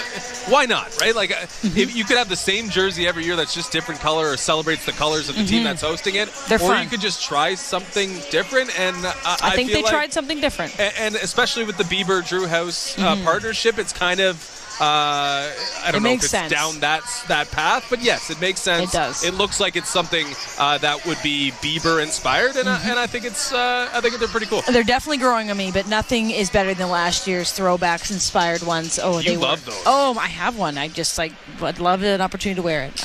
They are beautiful. Okay, let's take a look at the out-of-town scoreboard and the NHL scoreboard is presented by Bet365. Visit the app for the latest odds and find out why it's never ordinary at Bet365. Must be 19 plus.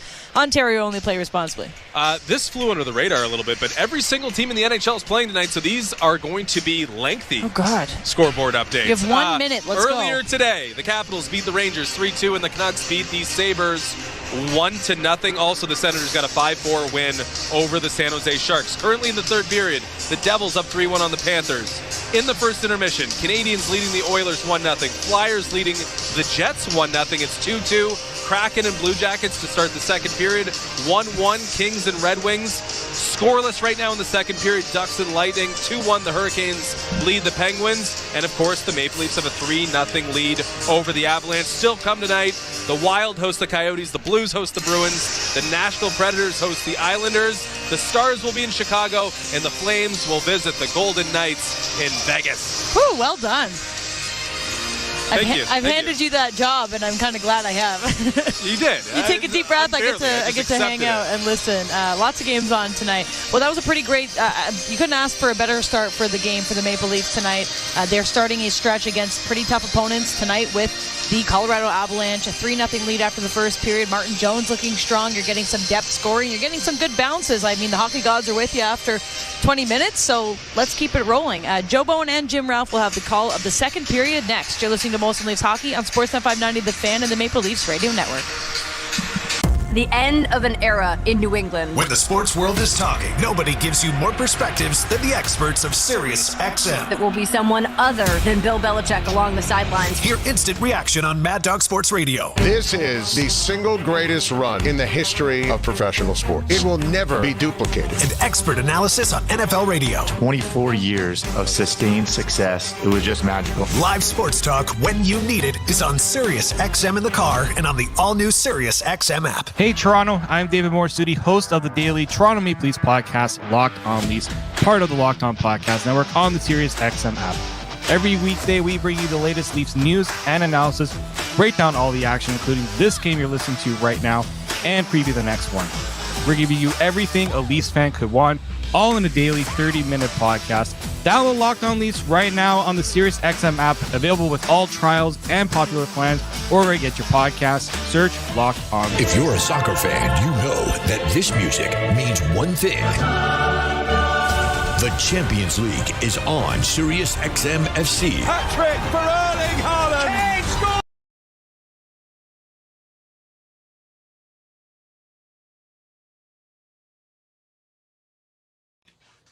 What's up, Leafs fans? Another awesome night here on TSI. Thank you to each and every one of you for hanging out with us. Please don't forget to hit that like button, as it helps bring more Leafs fans into the chat. The more the better. A big shout out to our insiders and VIP members. Your support is truly appreciated. I cannot explain to you what it means for this community. Please consider joining our community. It's only 99 cents a month. I made it as low as possible so that we can get more and more people joining our community. Awesome member exclusive emojis in the chat during these Leafs games, and add your name to the scroll down below. Anyways, enough of the necessary evils to keep growing this amazing Toronto sports community and Maple Leafs community. Back to Leafs hockey. Go Leafs go. I'll see you guys in the chat. Peace. NHL play-by-play on Sirius XM and the Leafs Radio Network.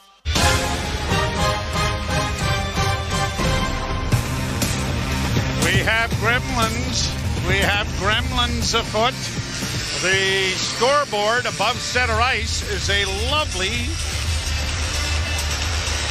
hue of purple. Yeah, well, we got 3 seconds left before the intermission officially ends.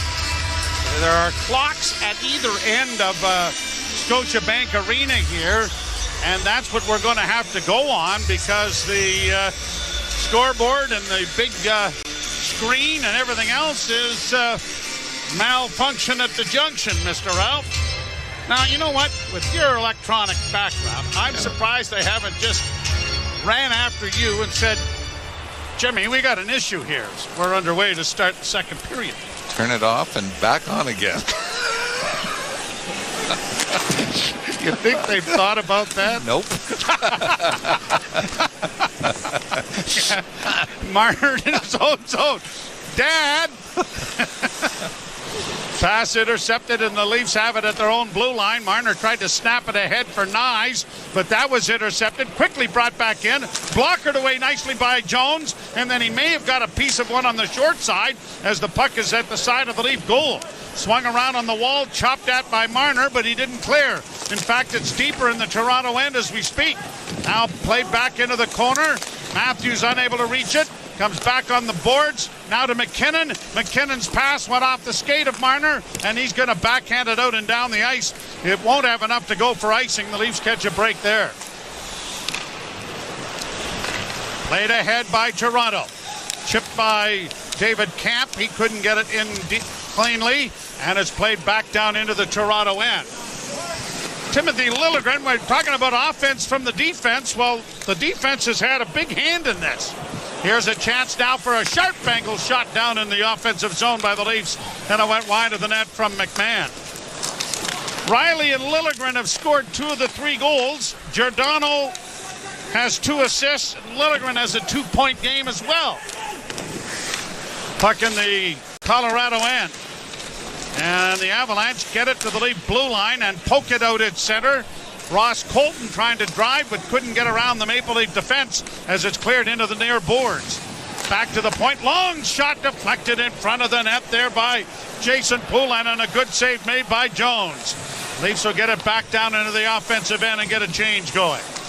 Boy, this is a quick game though, isn't it, Mr. Ralph? These two teams can really fly when they get any kind of open ice, and we got an icing call coming here against the Avalanche. And right now, it's an excuse for the Avalanche to open things up. As we mentioned, Colorado's blue line has contributed to the offense. And yet, as you've just mentioned, 2 of the 3 Leaf goals in the first period coming from defensemen. By the way, I can see the shots, so we don't need to panic. Oh, God. The listeners. Oh, yeah, because, I mean, you are 16-10. You are the integral part of shots on goal accumulation division. As long as you don't have to use any long division. Brought to the line and in on the right side for Lilligren. He sends the shot to the net, steered wide by Georgiev, and into the far corner goes Ryan Johansson, who will get it out at center. Leafs trying to play it back in. That was blocked and intercepted. Nylander to the line in on the right side. Got a shot away, but it went off his stick harmlessly and didn't reach the net. Avalanche play it back into the Toronto end. Riley circles the goal. Long lead pass off a stick to the line, didn't get into the zone. Brody attempts to bank it in, but Domi was knocked down on the play. Olofsson brings it back, now trying to drive the net. Good poke check there made by Jones, but he lost his stick in the fray. The puck goes to the right wing side. Here are the Avalanche working in. Now with it is Makar. Makar with a shot in traffic, blocked, knocked into the corner. Goal stick is going to be retrieved by Martin Jones, and the Leafs have it in the offensive zone, but a pass is intercepted and then stolen back by Toronto. Down low is the shot in front of the goal. Oh, Georgiev with a brilliant save. Domi, I don't know if Domi was trying to shoot this at the net, and it ended up being almost a brilliant pass for a backdoor effort. Yeah, I mean, it was a rocket off his stick. And either it was a brilliant pass to Holmberg, or he missed the net by 15 feet as it ends up the far post.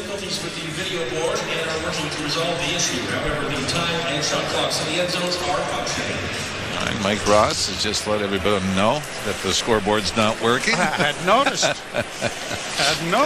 But the boards at the end, yes, along the upper bowl, are working fine. Now McCabe gets it up on the wing, but the Avalanche stole it back, but the Leafs now get it through center. In across the line, Marner sifting into the slot, passed it into the corner. Here's a pass back to the point. Lilligren to Marner. Marner trying to send it in front of the net. The puck is still free there, and it's knocked away into the near boards and now set out at center ice by Colorado. And the linesman says that is offside. Now things are improving now. It's a lovely pastel green as opposed to that awful purple. There we got her back. Nicely done, Mr. Ralph. Good job. Good job. Just reboot? Just a standard reboot, or did we have to unplug? No, Control Alt Delete. Oh, really? Yes. Oh. Wonder if I could use that on you. Well, I've been deleted a few times. Not controlled. No. And unfortunately never altered. So one out of three. 1 out of 3. Well, you know what? You take what you can get. Played down into the Avalanche zone. 3-0 Toronto here in the second period. Taves starts out of his own zone. Lifts it into the right wing corner. And again offside called by the linesman, which will bring it back into the center ice area. Coming into this game, Colorado averaging 3.64 goals against average, or goals for per game. The Leafs at 3.56. That trailed only Vancouver. Canucks won this afternoon in Buffalo, but only scored a single goal, winning 1-0. Dallas is second at 3.66 goals per game. So I think that's why you're probably right to not think a 3-0 lead is necessarily 2 points in the bank from a Toronto side. Chopped at by Bertuzzi, and he has iced the puck with that, and it'll come back into the Leaf end. Mitch Marner sitting at 599 career points, all of course with the Toronto Maple Leafs in 546 games. To reach 600 points, Darryl Sittler needed 584 games. Matt Sundin needed 601 games. And David Keon needed 735 games. All of those three players are hanging from the rafters here at Scotiabank Arena. Lilligren unable to center. Now it does come out in front of the backhand. Is stopped. And, wow, how is that not a penalty? Oh, it is. Okay. Great penalty to take. A great penalty to take. That was Mark Giordano. I think he was going to go for the hold.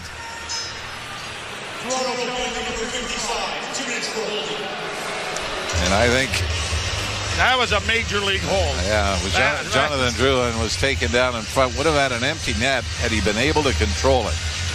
And then Drouin, after he realized he wasn't going to win the fight, just dropped to ensure the penalty would be called. First power play of the game, and the Avalanche power play is exceptional. It might be 8th overall, but of late they've been great. Another penalty coming to Toronto. And down low, a centering pass, and they score. That lulled everybody to sleep. McKinnon was trying to give it to a Leaf, and TJ Brodie just let it go. Yeah. Brodie let it go towards the front of the net, and the Avalanche score.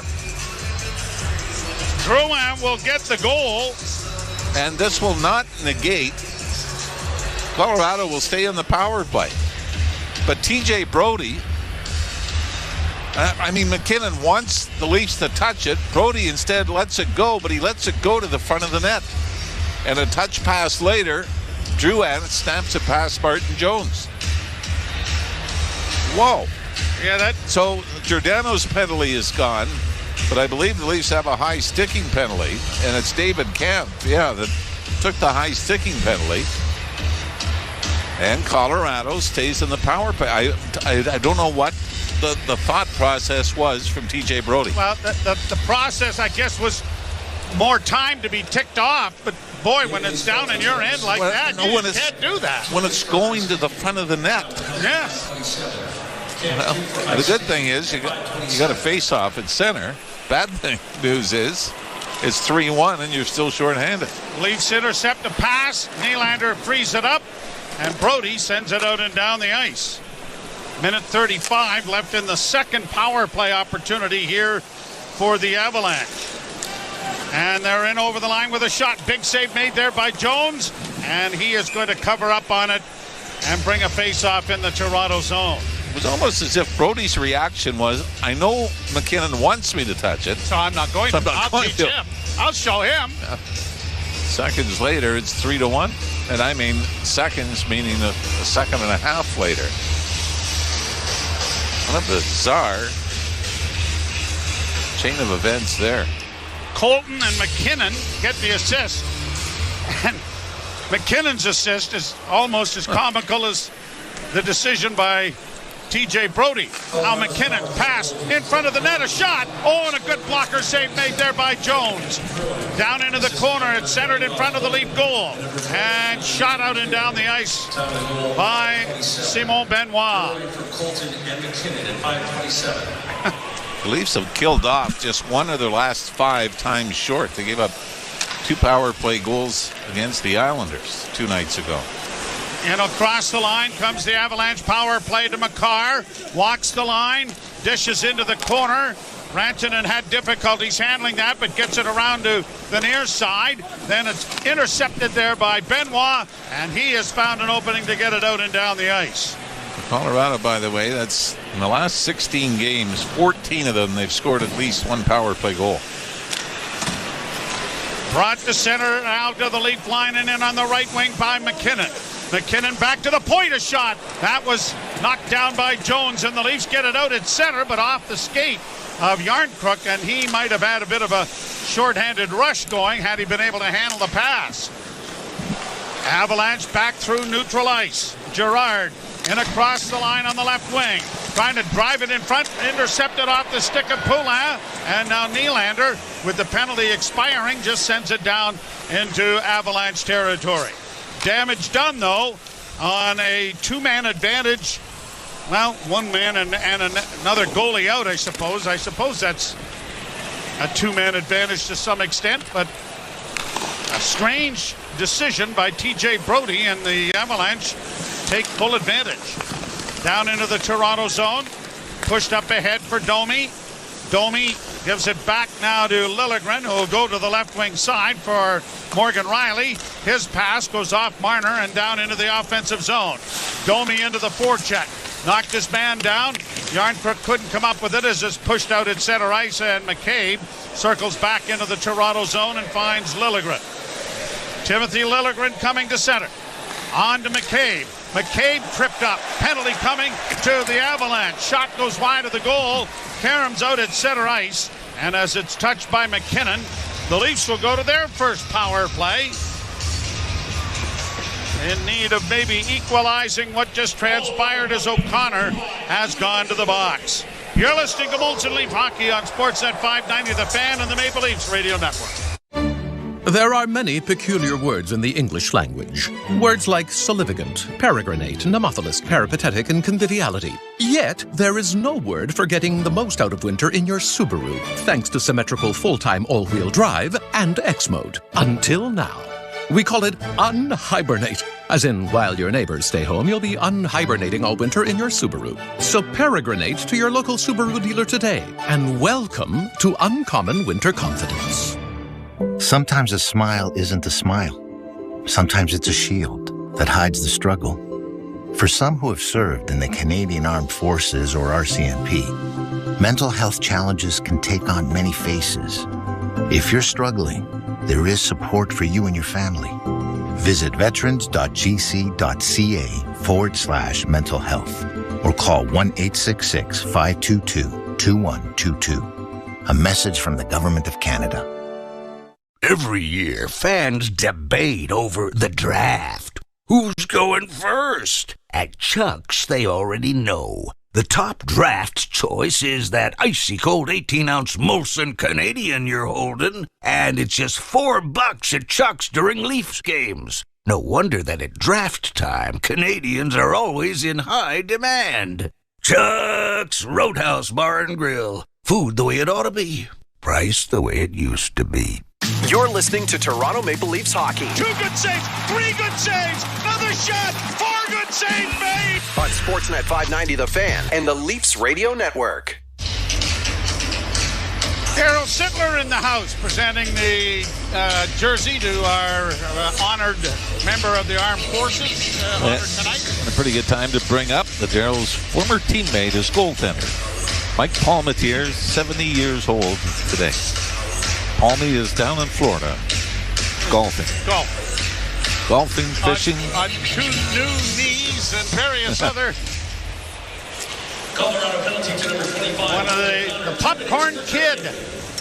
Nylander down into the corner, comes to the side of the net. It's going to be covered up by Georgiev. Kind of nonchalanted that just a little bit, but is able to hang on. It's amazing, isn't it, that at the time in the 70s, that became a big story. A guy ate popcorn before a game. See up here in the press box. You want to see some popcorn consumption. Oh, but I mean... Yeah, it was. Yeah. You had to send one of the trainers out to get him a bag of popcorn. Yeah, but it's... Yeah. By today's standards. Pass in front of the goal. Bangs away as it comes to the near corner. Tavares in there against the boards. Matthews couldn't come up with it. And out come the Avalanche to center. Cogliano with a shot, and that is swallowed up by Jones and held for a face-off. O'Connor is in the penalty box. He leads the Avalanche in shorthanded goals with 3. They've had 6 thus far this season. Certainly when Cale Makar is on the ice killing a penalty, you have to be very aware. Even Devin Taves jumps up into the play. I believe he had an overtime winner against the Leafs a couple of years ago. Riley in his own zone works up the boards, drops the puck back, brought on by Matthews to Marner, across the line to Nylander. Nylander into the corner. Marner gets there too. Now the puck comes free, but it's grabbed off by Taves. He has difficulty clearing. Leafs are able to bang it in along the boards and get it back to the blue line. Riley walking the line, fed off on the far side for Nylander. Nylander gives it back to him on the left wing with a shot, and it went high and wide, and the rebound is all the way back down into the Leaf zone. 45 seconds left to go in the power play. First unit going to the bench as Nylander starts out of his own end. Works through center, dropping the puck back now to Max Domi. Domi to the line and in. Domi with a little saucer pass to Bertuzzi, and his shot went high and wide. Lilligren is able to get to the near boards to keep it in. Down the boards comes Giordano with authority, but he couldn't keep the puck in as it comes out into the center ice area. Now Yarncrook back in over the line. Fed it along the boards and into the corner and around to the far side. It'll find Domi. Domi holds. Centering pass. Bertuzzi couldn't knock down. Giordano at the point. Into the slot area for Yarncrook. Back to Giordano. Middle of the ice. Back to Yarncrook with a shot coming. And it deflected wide. The penalty is over. And it's cleared out at center ice, and Giordano back there to make sure that O'Connor didn't get a short or a break coming out of the penalty box. Leafs need to settle things down here, get back into the forecheck. And the Avalanche, who are on the board here, have narrowed the margin to 3-1. A pass in across the line that Gregor couldn't handle cleanly. Back come the Avalanche in on the right side. Got around one man and a shot, and that was deflected wide of the Leaf goal. Riley may have just got enough of that to deflect it out. Leafs race after a loose puck. Gregor can't get to it ahead of Makar. Boy, he's a great skater, isn't he? Now here's pass into the slot area by McKinnon. That was intercepted. It's going to be sent down the ice, but it's right on goal. The Leafs were able to get a wholesale change orchestrated with 8:36 to go here in the period. Rantanen sends it down into the Leaf end. McCabe ties up his man. The puck is poked ahead. Nylander couldn't get it out. Snapped over near side for Taves. A long shot. That was blocked. And the rebound is chipped out at center ice by Willie, who races after it but can't get it ahead of Taves. A delayed offside here that Tavares was not aware of. And it is whistled down as he touches the puck. The Leafs 3 and the Avalanche 1. Second period. You're listening to Molson Leaf Hockey on Sportsnet 590 The Fan and the Maple Leafs Radio Network. Carrie Underwood brings you a brand new way to work out. Just in time for your New Year's resolution. It's not just cardio, it's cardio. A playlist that gets you ready to work out, gets you in the zone. I like stuff that I can either dance to or that I can get mad with. High energy tracks you can sweat to. Plus, fitness tips from Carrie and her trainer. Cardio by Carrie's Country. Now in the Sirius XM app. Free with all trials and popular plans. The Power Play with Steve Koulias. That you can get better by getting worse. Bye-bye Laine. Bye-bye Pierre-Luc Dubois. Bye-bye Blake Wheeler. They might have gone from a club to a team. The Jets are better without those guys, maybe, than they've ever been in Atlanta or Winnipeg with Bufflin and Trouba and everybody else. The Power Play, weekdays 3 p.m. Eastern on NHL Network Radio, Sirius XM 91 and the Sirius XM app. 24/7 hockey talk. His playmaking this season has been taken to another level. I know that this 11.25 that David Pasternak's making is going to look very cheap. It already does probably this season, but as this cap rises, he's going to be an underpaid player for the years to come. That's how good he is. Sirius XM, NHL Network Radio, Sirius XM 91, and on your schedule with the Sirius XM app.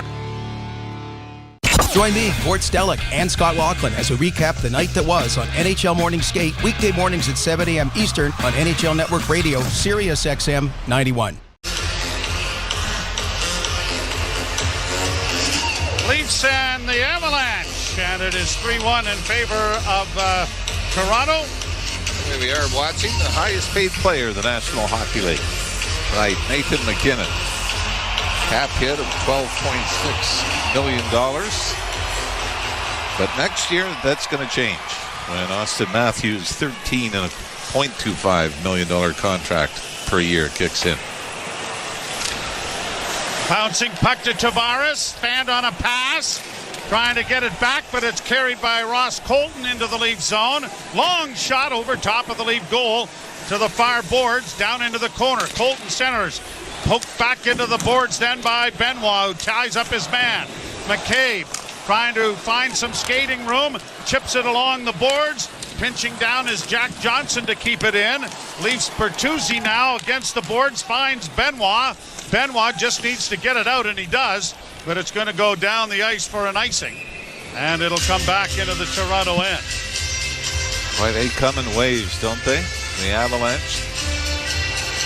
We said, because Valerie Nichushkin out with an illness. Colorado going with 7 defensemen. They had some reclamation projects, too, haven't they?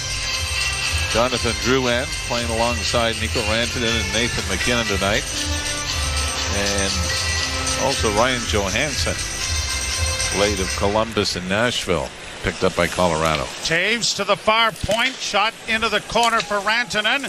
Checked there nicely by Tavares. but the puck goes free, and it is pushed out at center, and now Nylander trying to burst in over the line, trying to get around Taves, goes around back of the net with it, still with it on his stick in front of the goal, and Matthews got a shot away, but it was deflected away harmlessly into the far corner.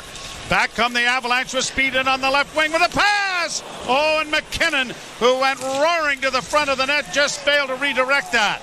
The Leafs don't get it out. It comes back to the point, a shot. That's blocked. They score! Rantanen off to the side. The point shot was blocked, but it went right to his stick. And I think that went off Brody as well. Problem here was Austin Matthews picked up the loose puck on the left wing boards in his own end and looked up and saw Matthew Nyes. And Matthews tried to hit Nyes with an outlet pass, but there was a problem. Nyes didn't have his stick. So the puck ends up right onto the tape of the Colorado defenseman whose blast is blocked. And like you said, this is very similar to Lilligren's goal in the first period, where the perfect rebound. But Matthews tried to clear it, and Samuel Girard was a Colorado defenseman that picked it up and launched it. 22nd goal for Rantanen. I think Nyes might have been heading back into his own end to maybe pick the stick up. It was, and as he picked it up, the shot went right by him and into the net. Played into the Toronto zone. Giordano gets down back of the net to play it around on the near boards, but it's the Avalanche who are there again. And now a stolen puck gets the Leafs to center. Chipped off the boards for McMahon, but he can't get cleanly in over the line. Played out into the neutral zone. Leafs with it again. Lilligren steps up at center and shoots it in. Down the boards goes Domi to play back of the net for Yarncrook. He had it taken away. Jack Johnson playing it high into the center ice area. Body check there by Yarncrook, frees the puck up, and it is McCabe shooting it back into the zone. Domi banks it back to the point. Benoit shot that didn't quite make it through. Rebound near side for McCabe. McCabe down in along the boards to get it in a little deeper. Holmberg trying to free it up. Pinching down again was Yarncrook, but it's cleared to center ice.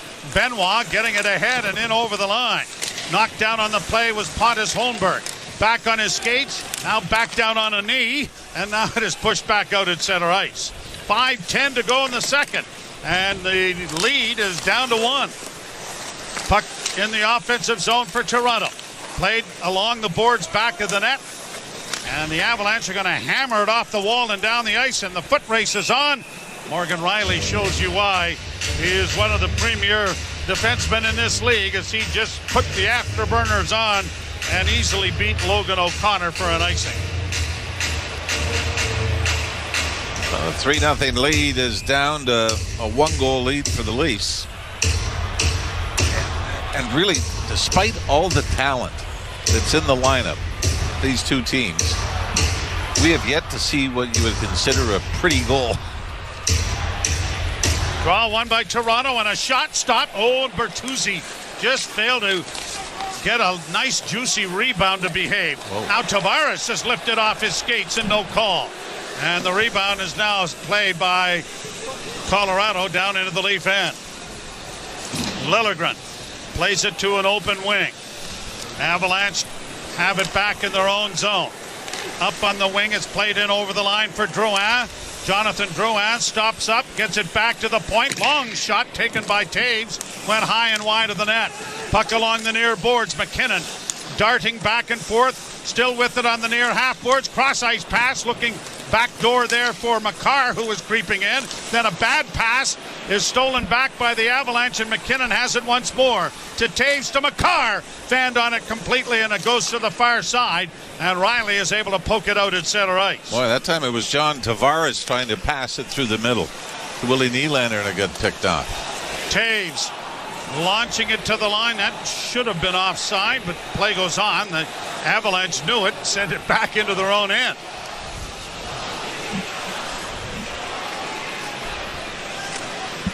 Devin Taves gets it up on the right side, fired into the Toronto zone. Down the boards goes Cogliano.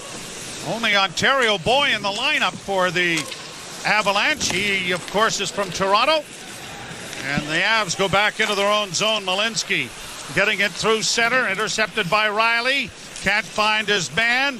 Play back down into the Toronto end, and Jones is out of the cage to fire it into the corner to Morgan Riley. Riley taking his time coming out. Straight up ice to center now to Lilligren. Up on the wing off Marner. Matthews goes into the corner after it. Takes his man out. A centering pass for Nyes, and he failed to redirect right on the doorstep. He hustles into the corner, and now Matthews swings it around on the boards for McCabe. McCabe back to the point. Marner. His shot deflected off a leg and went wide. 2:46 to go in the second period. And it's back down to the Toronto zone. Almost stolen, and now it is stolen. Back into the corner goes Rantanen. Rantanen around back of the net. Benoit, who had the puck taken from him, chases him there. Back in along the boards and into the near corner again, and the Avalanche have control of the puck, but the Leafs are going to get it to the line and get it out. O'Connor plays it back deeper into his own territory. Both teams are getting a change in with 2:13 to go in the period. Leafs 3, the Avalanche 2. Jones gets it to center. Blocked there by Brody. Avalanche regroup it back in their own end. Rantanen. Little stutter step to center. Tried to get around Yarncrook but couldn't. They have it again at the red line. Left wing feed for Caleb Jones. Jones got in over the line, but then had it quickly sent right back out again. Now McKinnon gets away from David Camp. Works to the line. Oh, a nifty move. Got around Yarncrook with a pass. Into the slot. It comes to the near side. Back to the point. Fed over on the right wing side. Now to the slot area for Girard. A shot. That's blocked. Rebound still free in front of the goal. And it's finally covered up by Martin Jones. He never lost sight of the puck. He was fishing around there with the stick and the glove. But because he never lost sight of it, he was able to move and get a glove on it to hole. It is a 3-2 Toronto advantage. You're listening to Molson Leaf Hockey on Sportsnet 590 The Fan and the Maple Leafs Radio Network. Unhibernate. Verb. To laugh in the face of snow because you drive a Subaru. As in, when I unhibernate, I have the roads all to myself because my Subaru has symmetrical full-time all-wheel drive and others don't. Or, the award-winning safety in my Subaru means I can unhibernate all winter while my neighbors stare longingly from their bedroom windows. Or my favorite usage, I am going to unhibernate this winter by visiting my local Subaru dealer today. Welcome to Uncommon Winter Confidence. Move up to Heathwood. Hi, I'm Hugh Herwin. Experience true luxury at Williamsburg Green in Kitchener. Williamsburg Green is everything you want in a community. Enjoy fabulous trails, parks, playgrounds, sports areas, and more. Our beautiful all-brick homes include luxury features you've always dreamed of, even a fully finished lower level. It's time to move up to Heathwood. Learn more at heathwood.com.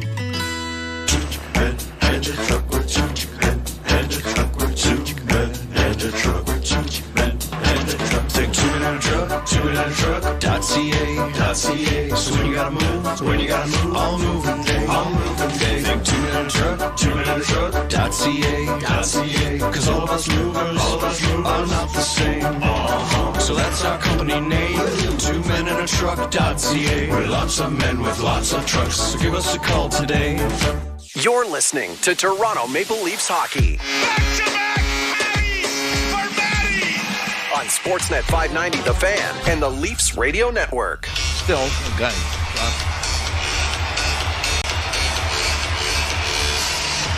Face off in the Toronto zone.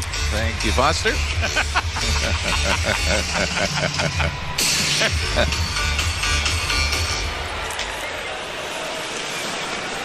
Played around back of the net for Brody. You should be able to use Hello Canada now with the internet and streaming and everything else. Hello world. Yeah. Yeah, that's true. Are you kidding me? Matthews brings it down into the zone, stops up, gets it back to the point. That's our new opening from now on. Shot from the blue line, deflected just wide.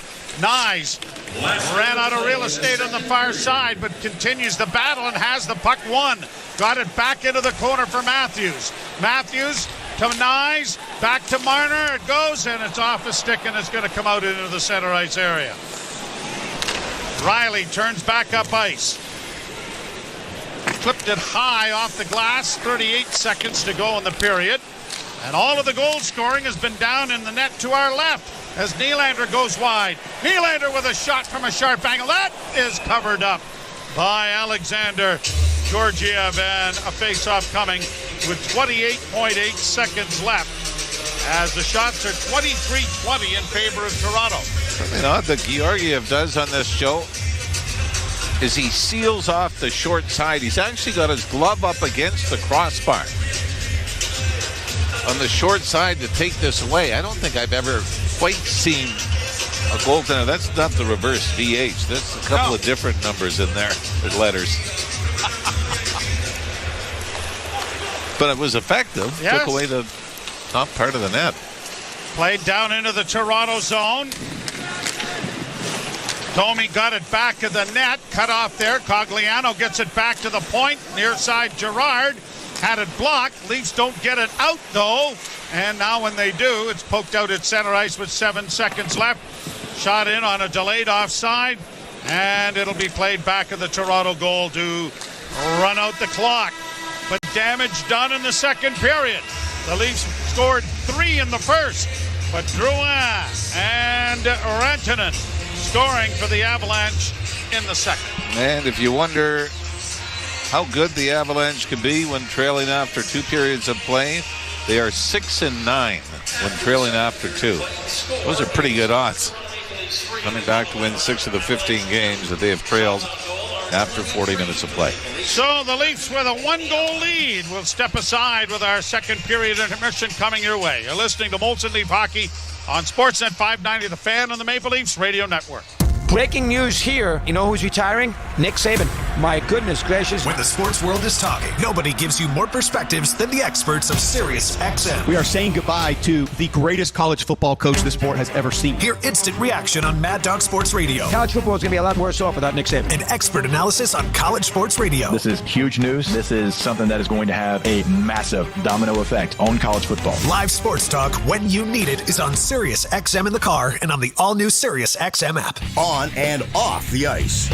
Brandon Hagel, he got paid $52 million from the Tampa Bay Lightning. 9 guys on this Lightning team who are currently playing under either 7 or 8 year contracts. I mean, you can't just keep handing these things out. As much as people applaud Tampa for doing these deals, I think we're a year and a half away from just shaking our heads over all of this stuff. SiriusXM NHL Network Radio. SiriusXM 91. And on your schedule with the SiriusXM app.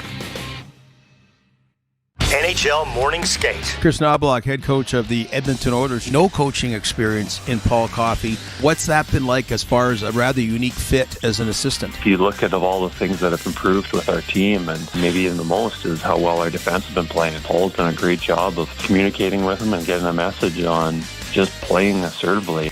NHL Morning Skate with Scott Laughlin and Gord Stellick. Weekdays 7 a.m. Eastern on NHL Network Radio. SiriusXM 91 and the SiriusXM app.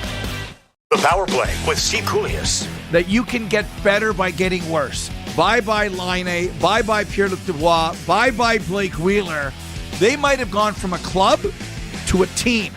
The Jets are better without those guys, maybe, than they've ever been in Atlanta or Winnipeg with Bufflin and Trouba and everybody else.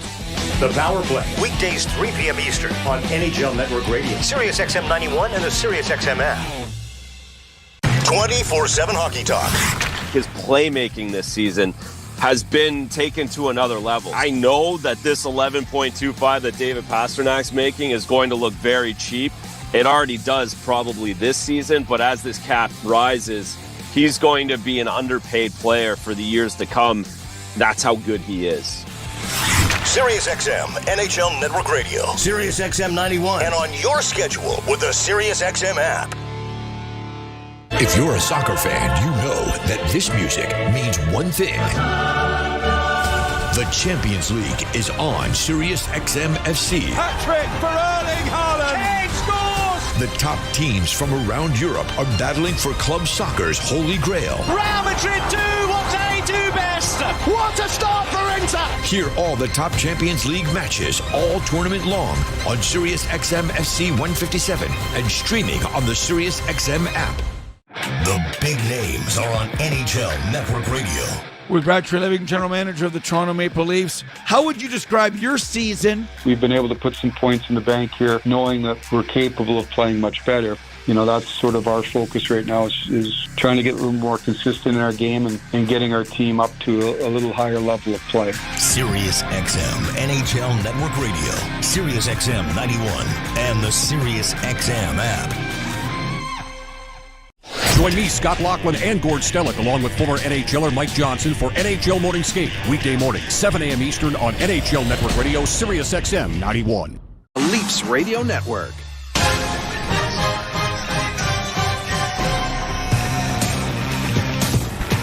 Welcome back to Molson Leafs Hockey on Sportsnet 590 The Fan and the Maple Leafs Radio Network. Maple Leafs lead 3-2 after 2 periods. You're here with Eilish Korfauer and Justin Cuthbert.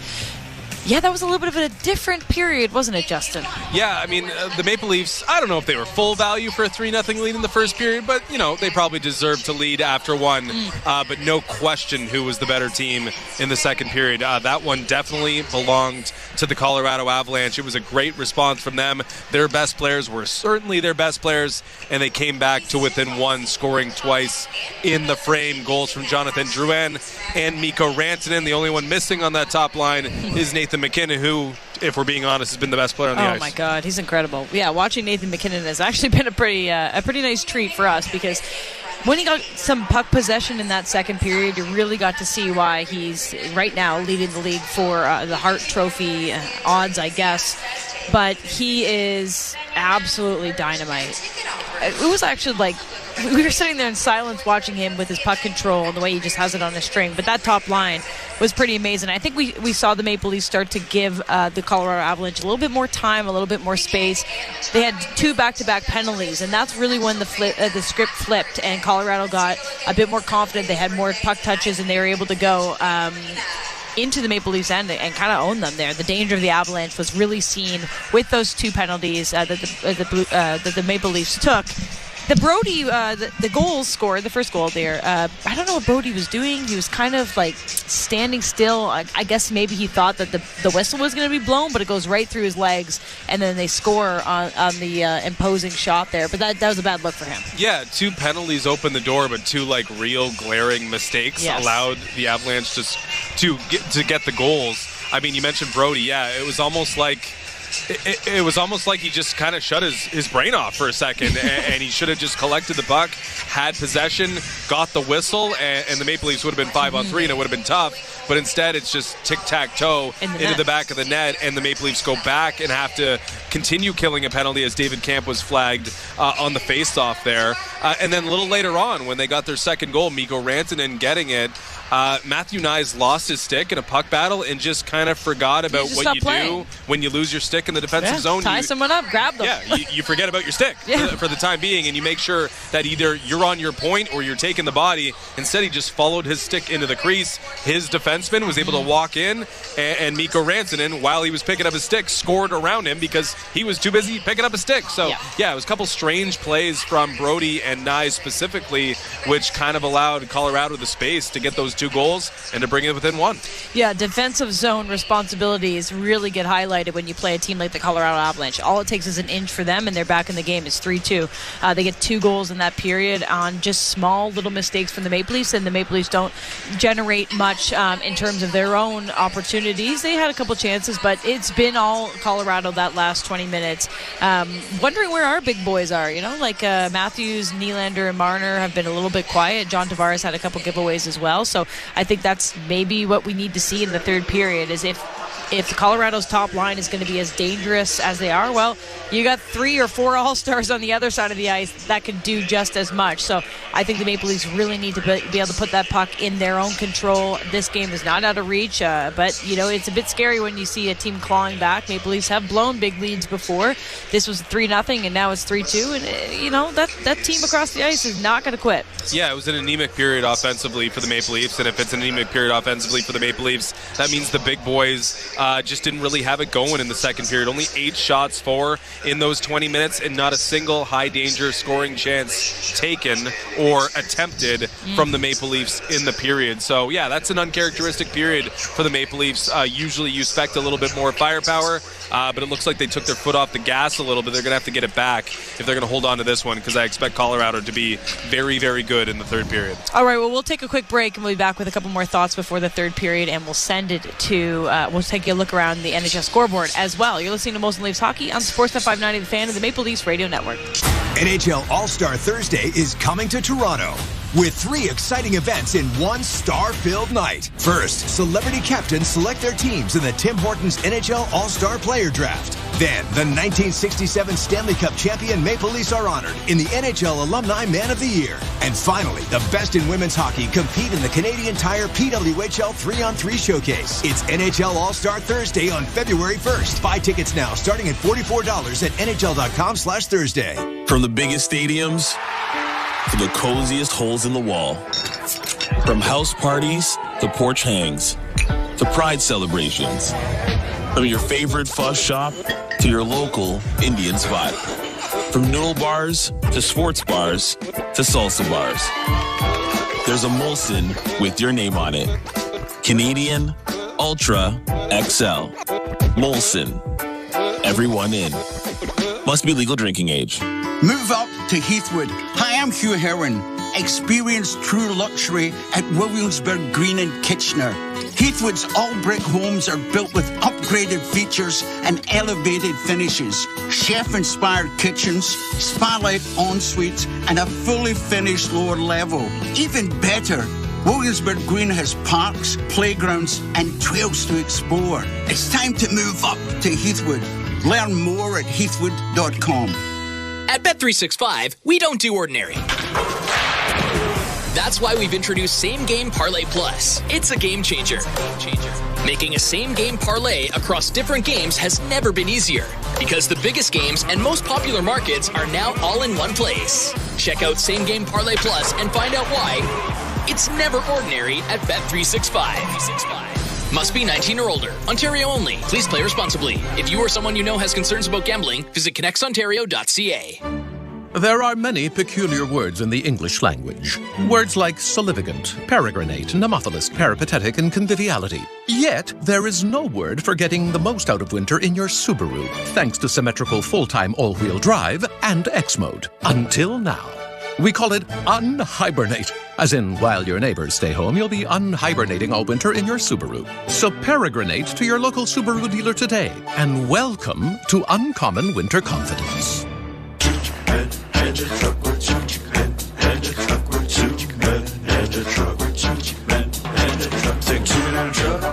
Truck.ca. So when you gotta move, all moving day. Think 2-minute truck.ca. Cause all of us movers are not the same. So that's our company name, 2-minute-truck.ca. We're lots of men with lots of trucks. So give us a call today. You're listening to Toronto Maple Leafs Hockey on Sportsnet 590 The Fan and the Leafs Radio Network.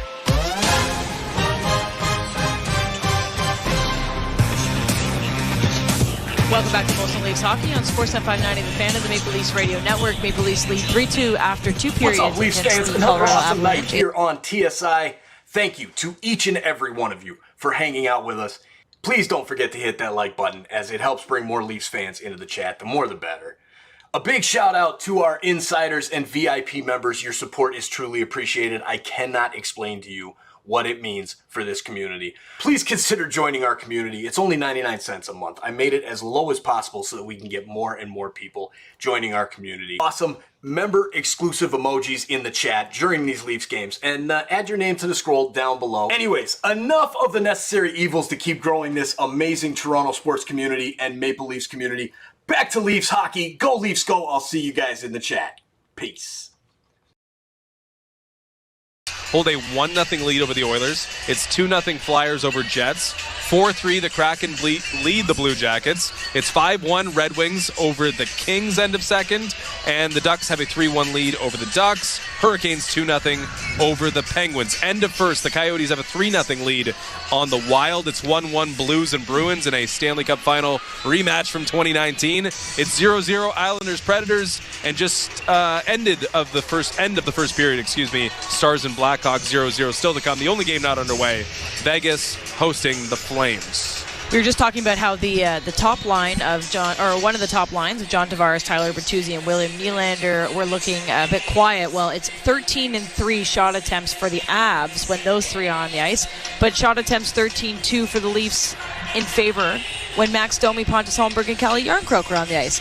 So there's your impact line this year. It has been tonight. It has been Pontus Holmberg for that first period and continued onwards throughout the game. And Max Domi was buzzing a couple times. We both popped like, oh, look at Domi go.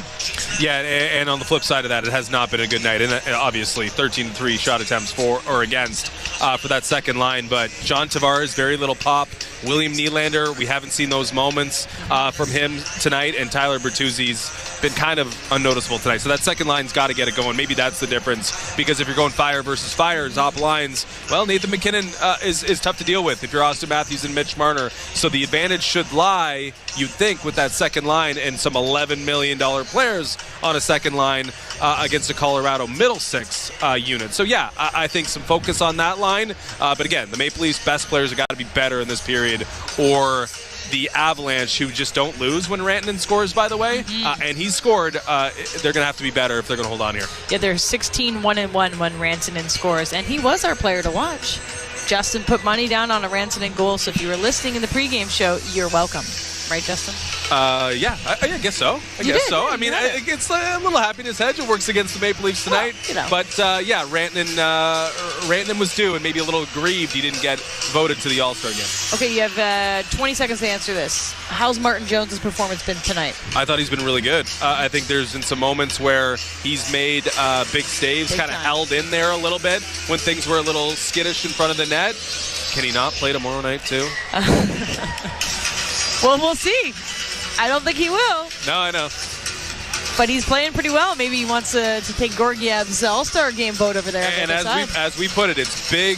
It's a big 2 points here, because guess what? They play tomorrow night against the Red Wings team, and we don't know who's going to play goal. With somebody in net. That's all we know. All right, well, 20 minutes left to play. Maple Leafs up 3-2 against the Colorado Avalanche. Joe Bowen and Jim Ralph will have the call of the third period next. You're listening to Molson Leafs Hockey on Sportsnet 590, the fan of the Maple Leafs Radio Network. Here's what's happening on Sirius XM Sports. A huge Saturday doubleheader of NFL wildcard playoff action continues right now in frigid Kansas City as Patrick Mahomes and the Chiefs host Tyreek Hill and the Miami Dolphins. Sirius XM NFL Radio has all the exciting play-by-play action of the Chiefs and Dolphins right now on Channel 88 and on the Sirius XM app. Sirius XM Sports, wherever you are. Your team plays here. The Power Play with Steve Koulias. That you can get better by getting worse. Bye-bye Laine. Bye-bye Pierre-Luc Dubois. Bye-bye Blake Wheeler. They might have gone from a club to a team. The Jets are better without those guys, maybe, than they've ever been in Atlanta or Winnipeg with Bufflin and Trouba and everybody else. The Power Play, weekdays 3 p.m. Eastern on NHL Network Radio, Sirius XM 91, and the Sirius XM app. If you're a soccer fan, you know that this music means one thing. The Champions League is on Sirius XM FC. Hat-trick for Erling Haaland. Kane scores! The top teams from around Europe are battling for club soccer's holy grail. Real Madrid do what they do best. What a start for Inter! Hear all the top Champions League matches all tournament long on Sirius XM FC 157 and streaming on the Sirius XM app. The big names are on NHL Network Radio. With Brad Treliving, general manager of the Toronto Maple Leafs. How would you describe your season? We've been able to put some points in the bank here, knowing that we're capable of playing much better. that's sort of our focus right now is trying to get a little more consistent in our game and getting our team up to a little higher level of play. Sirius XM NHL Network Radio, Sirius XM 91, and the Sirius XM app. The biggest names in the game. Trying to get behind Ristolainen, walks in, put it between his legs, shoots it, score! NHL play-by-play on Sirius XM. Leafs Radio Network.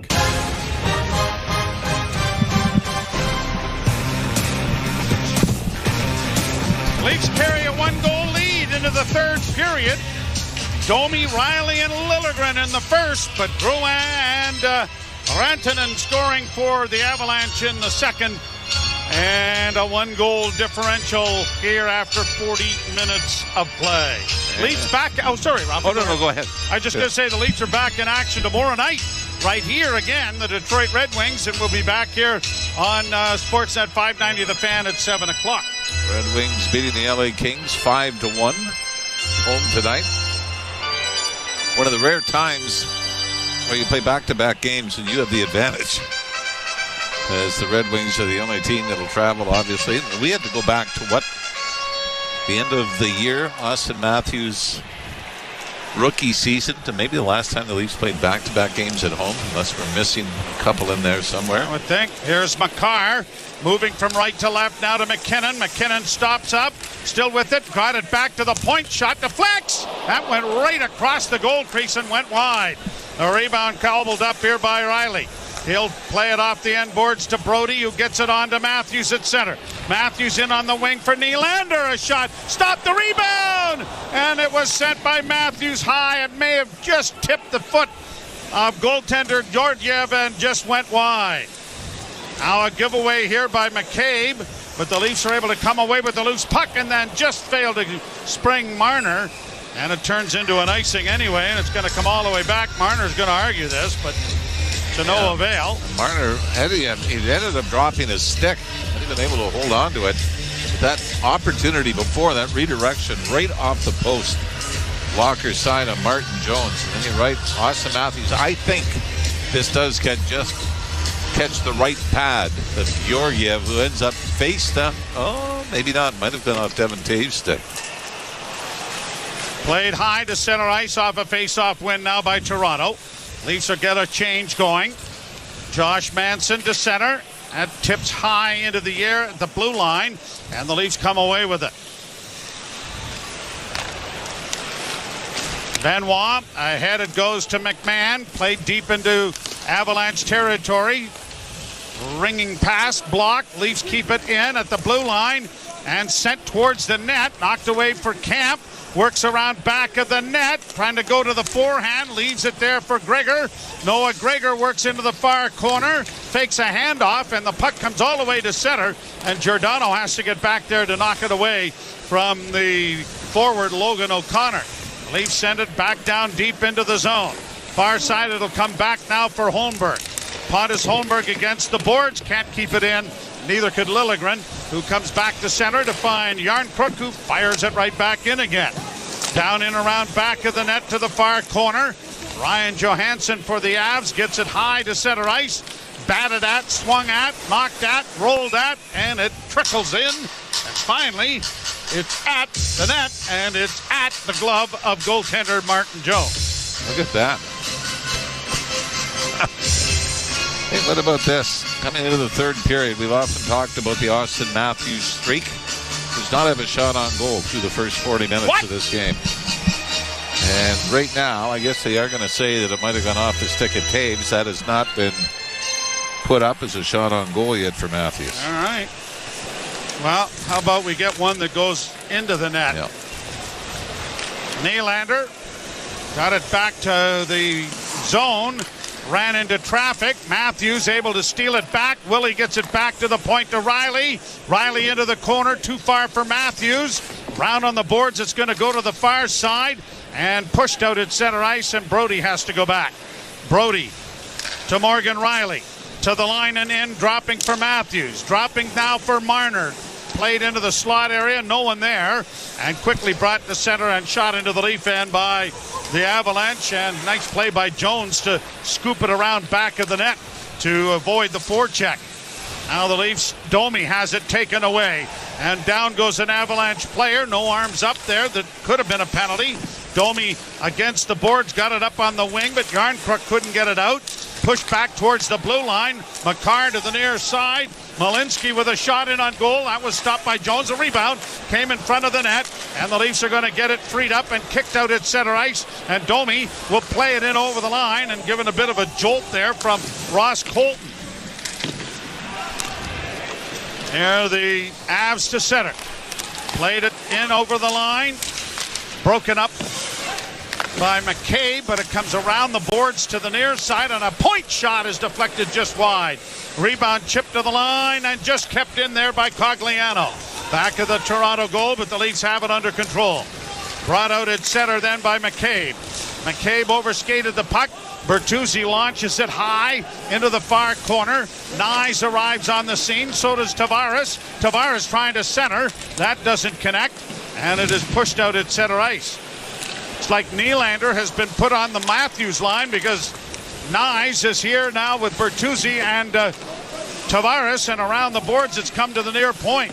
Kept in by Giordano. Tavares couldn't come up with it. And the Avalanche have pushed it out at center ice. A big part of this is the fact Sheldon Keefe, I'm sure, thinks they got to score another one. Here's a chance now, and a shot taken by Bertuzzi that was kicked away by Georgiev. Brought back by McKinnon. With speed, he drops it back for Rantanen, going to the net, a pass, and it was deflected around back. And a penalty coming here against Toronto. That deflected right through the crease. Taves dropping it off. Working in is Rantanen. He has it knocked away. The puck is going to slide out at center ice. Leafs are going to get a change started, but they're going to have their penalty kill unit shortly here as the Avalanche have it under control in their own zone. Makar up on the right side. Cross the line for Drouin. Over on the right wing side. A shot is knocked down by Brody. And here is the hooking call coming that will give the Avalanche their third power play opportunity of the game. Colorado's so dangerous off the rush that forced the Leafs. I think John Tavares is the guilty party. That is off for the hook. And that's just because of the speed of Nathan McKinnon. 4 minutes and 58 seconds. Time of the penalty. As we mentioned, the Leafs in the penalty kill, it has been a struggle of late. 2 power play goals against in their game against the Islanders on Thursday. That ended up leading the Leafs to blowing a 3-1 lead, losing the game in overtime. The last 6 games, they've given up 3 of 9. The good news is the 9. They haven't been taking penalties, and if you can't kill them off very well, the good idea then is don't take too many of them. Avalanche coming through neutral ice. McKinnon weaves in on the right side. Drops it back to Makar. To the near side for Rantanen.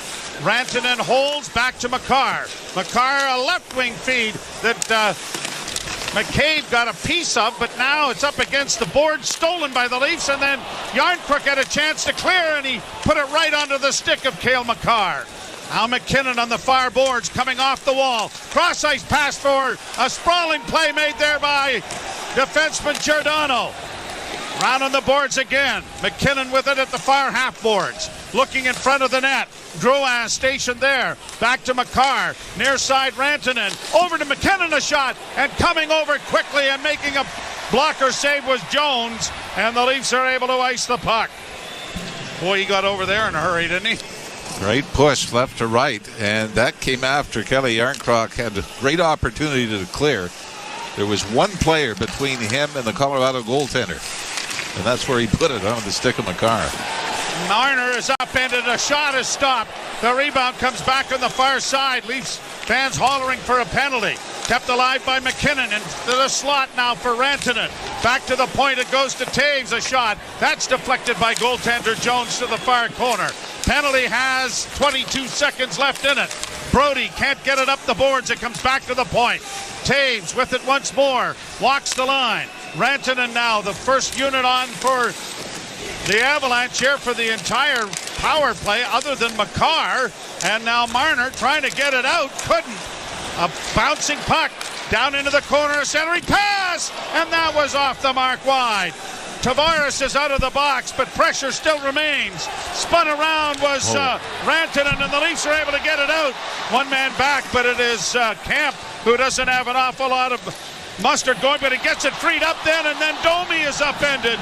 And no call, and the Leaf fans are upset with that. Back on the right side, a shot stopped by Jones. Things opening up here. Leafs get it up on the wing. Domi doesn't get it out. Pass into the slot is deflected wide. Rebound back to the blue line. Manson, another shot. Blocked, rebound, scores!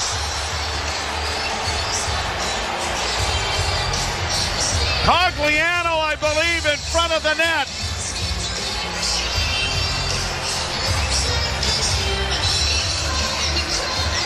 And after what might have been a couple of penalties called that were not, the Avalanche take advantage, and Toronto native Andrew Cogliano has tied the game. Cogliano had not scored in 22 games coming into this one. It's a shot blocked in the high slot. Martin Jones wasn't able to pick it up. And when he does, Cogliano, I mean, it's got the open net. So much traffic in front and the perfect bounce. And the Colorado Avalanche have officially erased the 3-0 deficit that the Leafs had built in the first period. Manson comes to center. Got it in on the right side. Poulin sends it into the corner. Avalanche back after it again, but the Leafs are able to dig it out. And Simon Benoit has sent it down the ice, but the hustle of Nylander negates icing, and a centering pass went right through the goal crease, almost off a skate and in. Upended in the corner, and now slowly to get up is Austin Matthews. Boy, and this is where you get frustrating with the consistency in the league and officiating. Bobby McMahon took a 5-minute major in Anaheim for something that was shoulder to shoulder. This is a cross-check into the ribs of Matthews that knocked him down. And I think, Joe, that the injury for Matthews, as he appears to be okay going back to the Leaf bench, it was the cross-check, not the fall into the boards, that did the damage. Josh Manson was the culprit, but no penalty. It's a 3-3 tie. You're listening to Molson Leaf Hockey on Sportsnet 590, The Fan, and the Maple Leafs Radio Network. To truly go inside the game of pro football, you need to see things from the player's perspective. Let's go. Tuesday at 8 p.m. Eastern, catch the Players' Point. Let's go. Let's bring the energy. Join NFL tight end Colin Thompson and Miami Dolphins fullback Alec Ingold as they break down the biggest stories in the NFL. It's an encouraging way to look at football. The Players' Point. Tuesday at 8 p.m. Eastern, only on SiriusXM NFL Radio Channel 88 and the SiriusXM app. The Power Play with Steve Koulias. That you can get better by getting worse. Bye-bye Laine. Bye-bye Pierre-Luc Dubois. Bye-bye Blake Wheeler. They might have gone from a club to a team. The Jets are better without those guys, maybe, than they've ever been in Atlanta or Winnipeg, with Bufflin and Trouba and everybody else. The Power Play, weekdays 3 p.m. Eastern on NHL Network Radio, SiriusXM 91, and the SiriusXM app. If you're a soccer fan, you know that this music means one thing. The Champions League is on Sirius XM FC. Hat-trick for Erling Haaland. Kane scores! The top teams from around Europe are battling for club soccer's holy grail. Real Madrid do what they do best. What a start for Inter! Hear all the top Champions League matches all tournament long on Sirius XM FC 157 and streaming on the Sirius XM app. Join me, Gord Stellick, and Scott Laughlin as we recap the night that was on NHL Morning Skate, weekday mornings at 7 a.m. Eastern on NHL Network Radio, Sirius XM 91. The Leafs Radio Network. Kendrick Nicholson was getting an earful from Sheldon Keefe during the media timeout. Don't know if that'll have any kind of a bearing, but we'll wait. Played down into the zone. Matthews, the good news, is back onto the ice. Into the corner now for Marner. Marner allowed to come out with the pass. Oh, and that was deflected right on the goal crease and deflected wide of the net. Now McKinnon trying to drive the net, and he's taken into the boards by Morgan Riley. McKinnon comes out of the corner on the wing, a shot blocked there by Brody. Back of the net and around to the near side for McKinnon, or at least for Rantanen now. His long pass knocked down by the Leafs, fed ahead for Nylander, but he couldn't handle the lead pass. Makar tries the same thing, but it's intercepted by McCabe and played back at center. And now here's a chance for Gregor. In with a shot. Oh, and he wired that just wide of the far post. Kept in then by David Camp on the far boards. Gregor trying to hope for a loose puck. McCabe's getting the penalty. Interference. They are not going to miss that one. No, Kendrick Nicholson was right there. Good on him. He really saw that real well. And McCabe goes to the penalty box, the fourth power play of the game for the Avalanche. Thankfully, Rantanen is okay, because it looked like, Joe, it was a serious injury the way he got to the edge of that diving board, pulled up the Speedos, down he went. And the Avalanche, I mean, we haven't talked about the officials a whole lot this year in certain games, but with what you just let go, and you're going to call that and not call a dive or embellishment, I think the Avalanche have got to be laughing over on their bench. Well, they better hope things don't even up. God forbid that should be a possibility. But here we go. Chance for the lead, and a shot off the shoulder of Jones is stopped. Played around on the far side for McKinnon. McKinnon engaged, but it comes back to Makar. On the near side for Rantanen. Back to Makar. Makar looking for McKinnon, but goes to Rantanen. Rantanen's shot is right on. Big rebound knocked away by Jones. The puck comes to the near side. Makar down low, back of the net, Brody. Tied up, but Rantanen is able to push it free. Intercepted by Nylander, and it's brought out at center ice now by the Leafs. Jumping into the rush is Giordano. Giordano's going to send it to the net, but it's so wide it bounces all the way out at center. Oh boy, and the Leafs have a 2-on-1 going the wrong direction. Sprawling save made by Benoit. Great play by the Leaf defenseman. Leafs are a tired group out here after the rush. It's down into the near corner. Centering pass in front. Far side a shot. Jones makes the save. Wrapped out of the air by Benoit and cleared down the ice.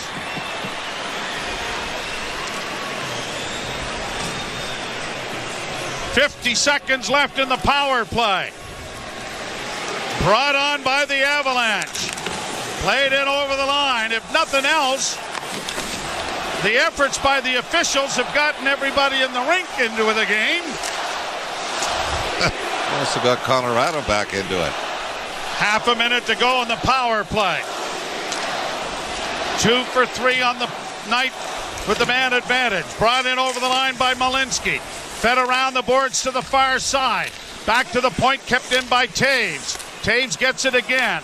Near side for Malinsky. Pass to the left wing side. Back to Taves and whip and drive. That was knocked wide. And the Leafs are going to get hold of the puck and get it out at center and send it down into Avalanche territory. And out of the penalty box comes Jake McCabe. Up on the right side, and McCabe staples his man to the boards. Numerical counterpart. Olofsson trying to get it free. Big hit into the boards, and the Leafs. McCabe with another big hit. Down into the corner it goes down the near side, and the Avalanche will get it out at center and shot right back in again. And even with those hits by McCabe, none of them went down the way Rantanen did on the interference penalty, did they? No. Bigger hits. McCabe getting it back. Played off the boards to center. Knocked down there by the Avalanche and played into the Toronto end. Caleb Jones giving Gregor a bit of a combing there after a hit on the far boards. 7:55 to go, third period. We're tied at threes, and it's been a whale of a game. The puck knocked almost into his own net by Georgiev. Oh my! Here's Matthews working back to the blue line. Into the corner for Riley. Trying to find Nylander in front of, deflected wide. Matthews swinging it around back of the net. Willie's got it there. Nylander coming out to the point, and a one-timer is into the glove of Georgiev, where it is held for a face-off. You're right, though. The crowd is now into it. The Leafs are playing with a lot more emotion than we saw since taking the 3-0 lead in the opening period. 3-3's the score. You're listening to Molson Leaf Hockey on Sportsnet 590 The Fan and the Maple Leafs Radio Network. Think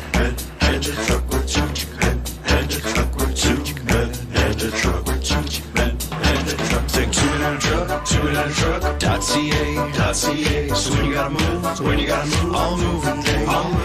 Think 2-minute truck.ca. Cause all of us movers are not the same. So that's our company name, 2-minute truck.ca. We're lots of men with lots of trucks. So give us a call today. Unhibernate. Verb. To laugh in the face of snow because you drive a Subaru. As in, when I unhibernate, I have the roads all to myself because my Subaru has symmetrical full-time all-wheel drive and others don't. Or, the award-winning safety in my Subaru means I can unhibernate all winter while my neighbors stare longingly from their bedroom windows. Or my favorite usage, I'm going to unhibernate this winter by visiting my local Subaru dealer today. Welcome to Uncommon Winter Confidence. At Bet365, we don't do ordinary. That's why we've introduced Same Game Parlay Plus. It's a game changer. Making a same game parlay across different games has never been easier because the biggest games and most popular markets are now all in one place. Check out Same Game Parlay Plus and find out why it's never ordinary at Bet365. Must be 19 or older. Ontario only. Please play responsibly. If you or someone you know has concerns about gambling, visit connectsontario.ca. You're listening to Toronto Maple Leafs hockey. You know that's game on. On Sportsnet 590 The Fan and the Leafs Radio Network. The Leafs 3, the Avalanche 3.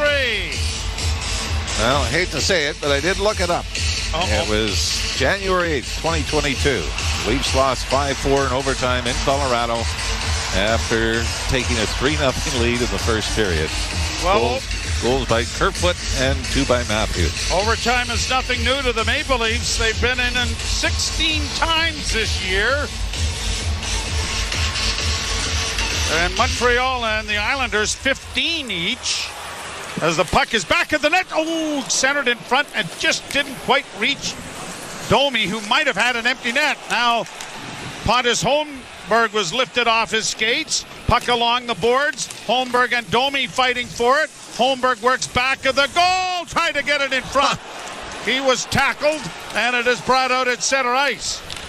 Played off the boards to center. Holmberg overskates it.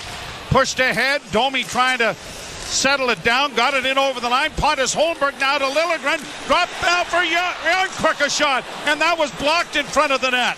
Yarncrook after it in the corner, tried to center, he did, and it went off the pad of Georgiev, and now into the near boards it goes. Round back of the net for Josh Manson. He got it ahead at center. 6.5 minutes to go. Third period tied at 3. Tell you something, if you're the Leafs right now and you're going to take another penalty after what's been let go, you make sure you get your money's worth. Played to an open wing. Trying to get there was Nylander and failing. Now Riley launches it high down into the right wing corner. The 3 members of the All-Star brigade that are going to the game out on the ice with Nylander working on the line with Matthews and Marner. And now Morgan Riley will send it to the line and in and down into the corner it goes. Nylander after it as it goes around back of the net. Pinching down and trying to maintain possession with Brody, but it's played out at center ice. Mikko Rantanen working it over the line, dropping it off there from Malinsky. Malinsky runs into traffic. The puck comes free, and Marner's going to skate it out at center. His teammates are heading for the bench, but now Marner across the line. Still with it. Backhands it into the corner for Matthews. Matthews cycles it and sends to an open corner. Off the bench is McMahon. Got it back to the point. Shot deflects high in the air, and it is almost a jump ball in the blue paint that is won by the catching glove of Alexander Georgiev. And so a face-off coming in the Avalanche zone when we return. It is a 3-3 tie. You're listening to Molson Leaf Hockey on Sportsnet 590 The Fan and the Maple Leafs Radio Network. Hey, I'm Nicole. Hi, I'm Stanley T. And I'm Ryan, and we host the Morning Mashup on Hits 1. Make sure to check out the brand new SiriusXM app. You can find the new Morning Mashup page on our redesigned app and keep up with the latest episodes of the show, our favorite celebrity interviews, exclusive video, and much more. Just search Mashup in the app to find us. And then you can keep exploring for all your SiriusXM favorites, and maybe you'll find a new discovery to add to your library. 24/7 Hockey Talk. His playmaking this season has been taken to another level. I know that this 11.25 that David Pasternak's making is going to look very cheap. It already does probably this season, but as this cap rises, he's going to be an underpaid player for the years to come. That's how good he is. SiriusXM NHL Network Radio. SiriusXM 91. And on your schedule with the SiriusXM app. On and off the ice. Brandon Hagel, he got paid $52 million from the Tampa Bay Lightning. 9 guys on this Lightning team who are currently playing under either 7 or 8 year contracts. I mean, you can't just keep handing these things out. As much as people applaud Tampa for doing these deals, I think we're a year and a half away from just shaking our heads over all of this stuff. SiriusXM NHL Network Radio. SiriusXM 91. And on your schedule with the SiriusXM app. The biggest names in the game. Trying to get behind Ristolainen, walks in, put it between his legs, shoots it, score! NHL play-by-play on SiriusXM. The Leafs Radio Network. I don't know what's going on with the official scorer as far as the NHL is concerned, but they've taken all of the assists away from the Leaf goals, where Domi from Giordano and Lilligren from Holmberg and Giordano was previously up there. Oh well. It's going to be tough to lead the league in scoring if they don't keep giving those defensemen some points. Puck is down in the Toronto zone, but brought out by Max Domi. Hustles in on the left wing, has a man going hard to the net, and Yarncrook couldn't knock the pass out of the air to wrap it behind Georgiev. Played along the boards and up on the near side as pinching down was Giordano, but it's down into the Leaf end, and now the Leafs changing. And Domi had to get it airborne to get it over the sprawling defenseman. Played up ahead, and now Benoit carries in, plays it gingerly around back of the net to the far side, and an errant pass is going to turn into an icing here with 4 minutes and 33 seconds left in the third period. Face-off coming in the Avalanche zone to the left. I don't know about you, but I'm not 100% sold we're going to get the power play for the Leafs before this is done. 4-1 the advantage in power plays for the Avalanche. They cashed in on one of them. Well, not unless they shoot it out of the rink, huh? Played down into the Leaf zone off a face-off win. Riley over to Brody. Brody, a bank pass, got it to center, and then Nylander couldn't get the puck in deep. And it's flipped out at center ice, and Brody has it there. On to Matthews, left wing side. Matthews pulling his way in over the line. Stood up there nicely on a good check by Malinsky, but the Leafs come away with it. Marner to Nylander. Nylander swinging it back around behind the net. Riley is in there trying to get it in front of the net. Marner takes a whack at it, and Malinsky is able to carry down into the corner.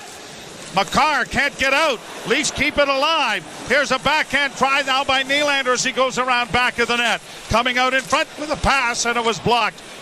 Into the corner goes Marner. Marner centers in front. Bouncing puck. Matthews couldn't steal. And it's out at center ice now for the Avalanche. Drop pass now for Rantanen. Over on the far side. A sprawling play, and they score. Oh, my.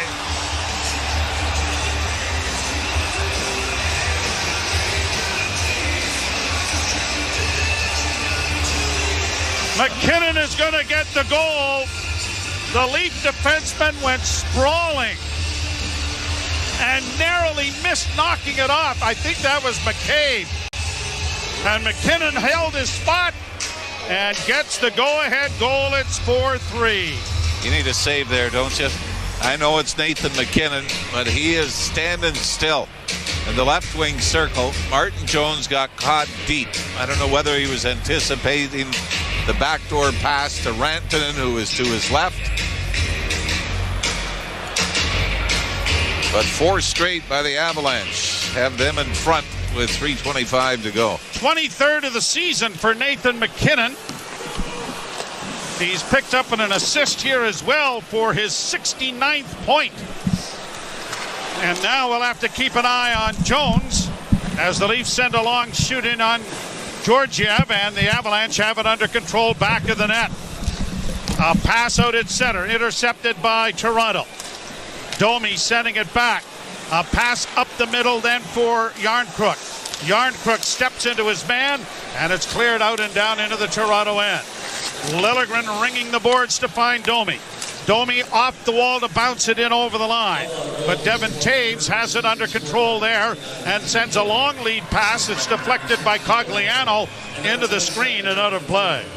That's the thing going head-to-head. Matthews with McKinnon. The Leafs had all kinds of pressure at one end. Once the puck is turned over, buckle up. As the Avalanche come back off the rush. Finished off by Nathan McKinnon.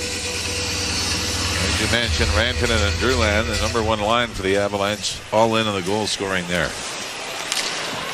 Played down into the Toronto zone.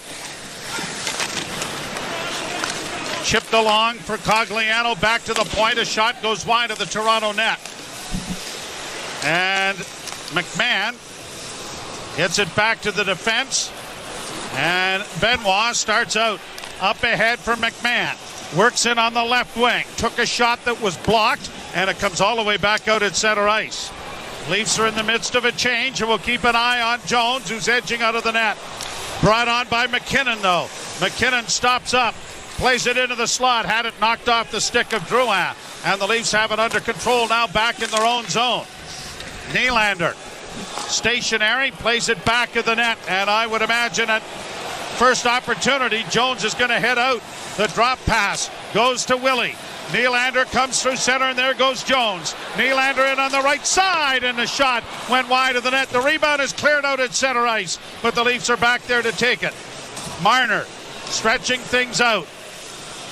6 attackers for the Maple Leafs. To center and in across the line for Tavares. Tavares with a shot that went wide. Rebound to Nylander, far point. Rung the boards back of the net, it goes. Centering pass, Morgan Riley. Now Marner shooting it, and it went off a body and went wide. And the rebound is cleared out at center ice.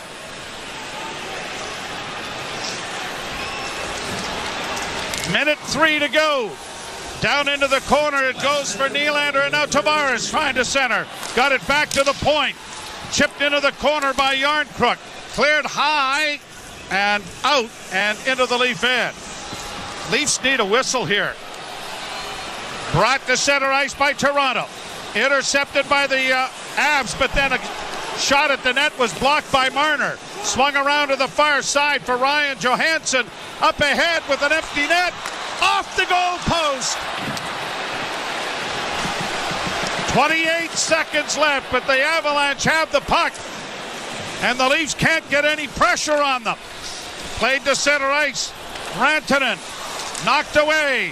One last rush, and it's Tavares with it. Tavares tried to play it in on the left wing. It's intercepted. The Avalanche, Johansson with another empty net, and this time it is into the back of the net.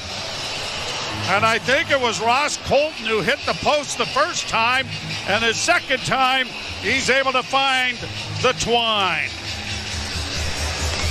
Now, I know it's the Colorado Avalanche, one of the highest scoring teams in the league, but you blow a 2-goal lead against the Islanders on Thursday, a 3-goal lead at home against Colorado, where you get nothing for it.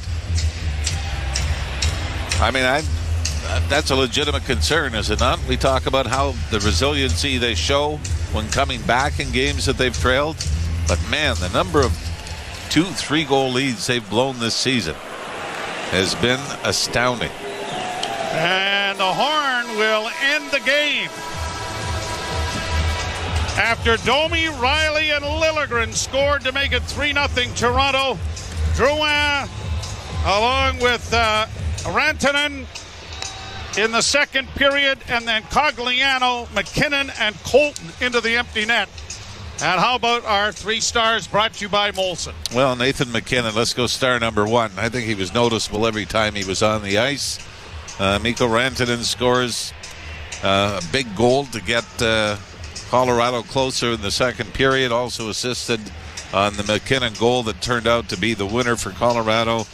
And let's go with Pontus Holmberg, who I thought, even though he doesn't show up in the sheet, originally he did, right? Till they took the assists away from him. Start taking away assists. Yeah, but I thought Holmberg was good. Riley was very good as well. But let's go Pontus Holmberg for the 3rd star. All right, we're back with you tomorrow night when the Leafs will entertain the Detroit Red Wings. I'm not sure if too many people will be watching in Detroit because the Lions are playing at the same time, and the city of the Michigan State has gone football crazy with the Wolverines winning the national title and the Lions hosting their first ever playoff game in about 105 years. At any rate, we will be with you. We hope that you will join us. Post-game show coming your way. You're listening to Molson Leaf Hockey on Sportsnet 590 The Fan, the Maple Leafs Radio Network.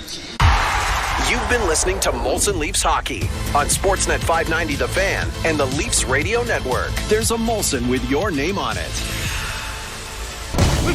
Let's go, football fans. This week on Let's Go with Tom Brady and Larry Fitzgerald and me, Jim Gray. Special guest, Lamar Jackson. Did you have that chip on your shoulder still? I definitely do still have that chip on my shoulder. I don't think I have accomplished what I wanted to yet, so that's why that chip is still on my shoulder. I want that Super Bowl. You know, I've been chasing that for a long time. Listen now to the extended version of Let's Go, exclusively on the SiriusXM app, included with all our trials and popular plans. Let's go, baby. Let's go. NHL Morning Skate. Chris Knobloch, head coach of the Edmonton Oilers. No coaching experience in Paul Coffey. What's that been like as far as a rather unique fit as an assistant? If you look at all the things that have improved with our team, and maybe even the most is how well our defense has been playing. Paul's done a great job of communicating with them and getting a message on just playing assertively. NHL Morning Skate with Scott Laughlin and Gord Stellick. Weekdays 7 a.m. Eastern on NHL Network Radio, SiriusXM 91, and the SiriusXM app. The big names are on NHL Network Radio. With Brad Treliving, general manager of the Toronto Maple Leafs. How would you describe your season? We've been able to put some points in the bank here, knowing that we're capable of playing much better. You know, that's sort of our focus right now is trying to get a little more consistent in our game and getting our team up to a little higher level of play. Sirius XM NHL Network Radio, Sirius XM 91, and the Sirius XM app. Hey Toronto, I'm David Morsuti, host of the daily Toronto Maple Leafs podcast, Locked On Leafs, part of the Locked On Podcast Network on the Sirius XM app. Every weekday, we bring you the latest Leafs news and analysis, break down all the action, including this game you're listening to right now, and preview the next one. We're giving you everything a Leafs fan could want, all in a daily 30-minute podcast. Download Locked On Leafs right now on the Sirius XM app, available with all trials and popular plans, or where you get your podcasts. Search Locked On Leafs. If you're a soccer fan, you know that this music means one thing.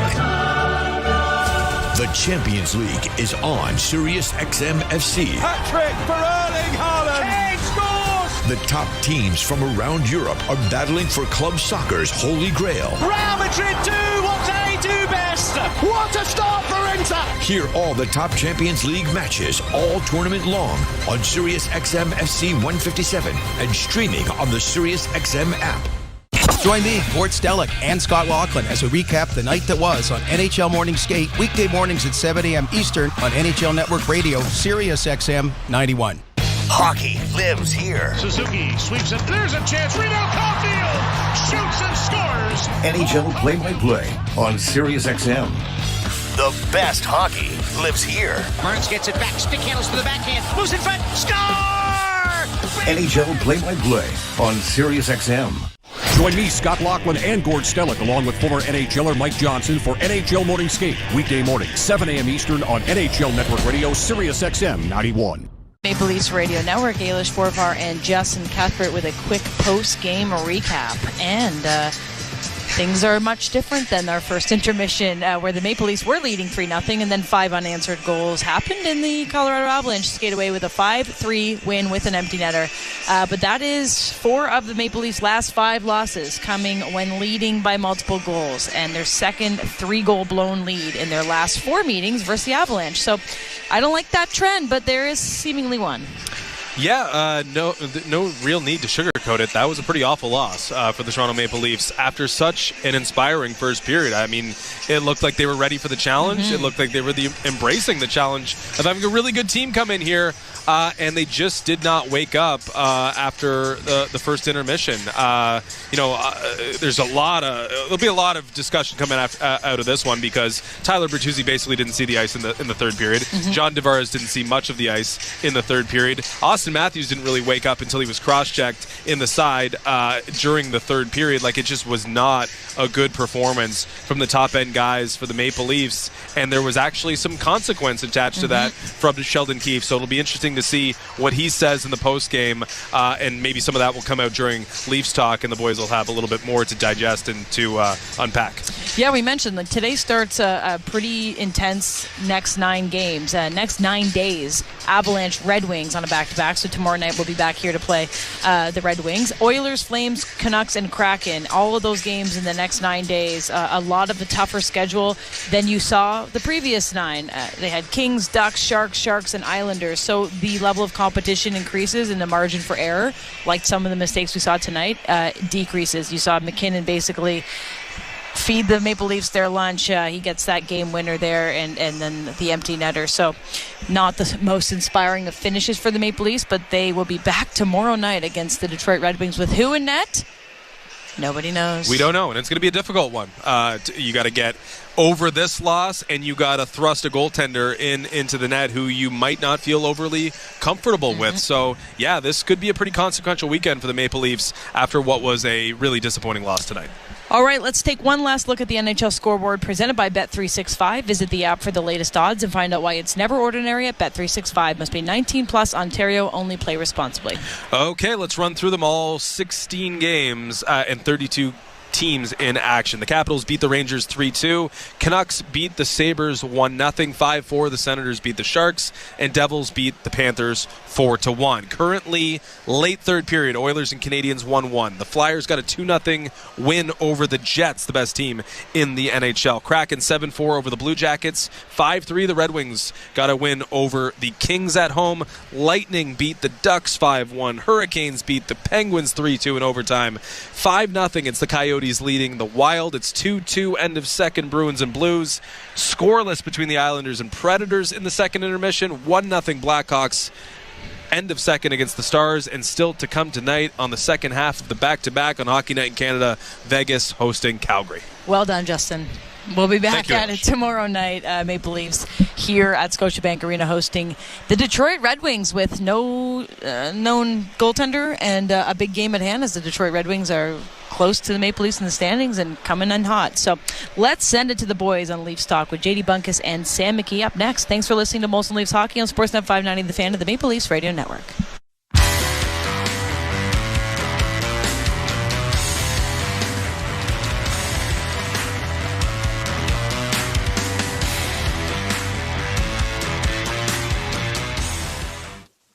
All right, Leafs Talk. JD Bunkus, Sam McKee. Leafs blow another one. 3-goal lead. They blew it to the Islanders, and then they blew this game. Yeah. 2 straight games where the Leafs have blown big leads against opponents while they're chasing the playoffs. And tonight, I thought their precious loser point tonight. I thought for sure we're barreling towards it. Didn't even get it tonight. I got a confession to make. Okay, I know everybody. I think if you're a Leafs fan right now, from my, me, I don't really like to go on the old Twitter during the games. I like to stay off of it. But here's my quick glance at what people are going to be blaming tonight. All right, they're going to be blaming the penalty kill, the Top Guns, the refs. Right, this is are we hitting the checklist? Those are all perfect. Yeah, but we should also blame me, who bet the Leafs to go to overtime, because remember I said after last game. I mushed him. I think, hey, listen, you can blame Mitch Marner, you can blame William Nylander, you can blame the refs, whatever. You could, as Akon once said famously, put the blame on me. Put the blame on me. What a song that is. That's a great song. I think it's. I don't know if it holds the test of time though. I think it's probably not. I think it was about some pretty shady things that I don't think it would really work too well in 2024, which it is now. Dude, I thought we were going to be having a great time tonight. I thought this was going to be a quick in, quick out. Wow, way to go, Leafs. Boy, the Avs really don't do a great job of defending their own net. Morgan Rielly, brilliant to start. They're getting some secondary scoring, some good punch down the lineup again. I'm saying these are the things they need.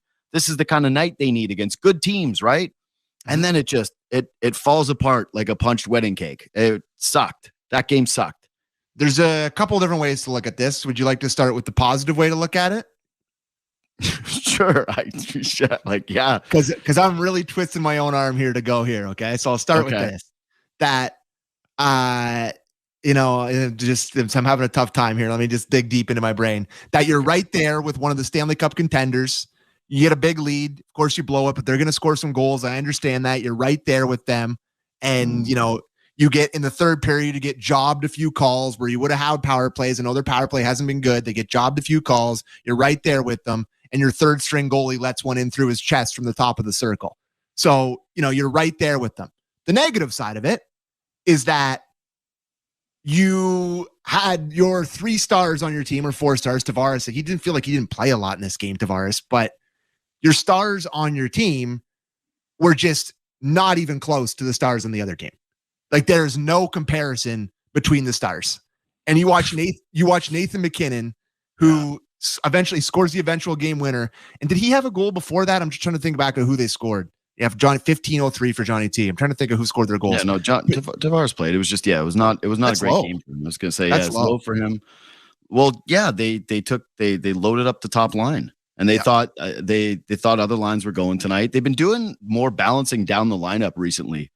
Now that they really trust the third and fourth lines a little bit more. But yeah, anyways, go on. So McKinnon scores a game winner and has an assist. Mikko Rantanen scores. I mean, Jonathan Drouin's playing on their top line. So there are 3 guys that are playing up in there. Ross Colton gets the empty netter and Cogliano gets the other one.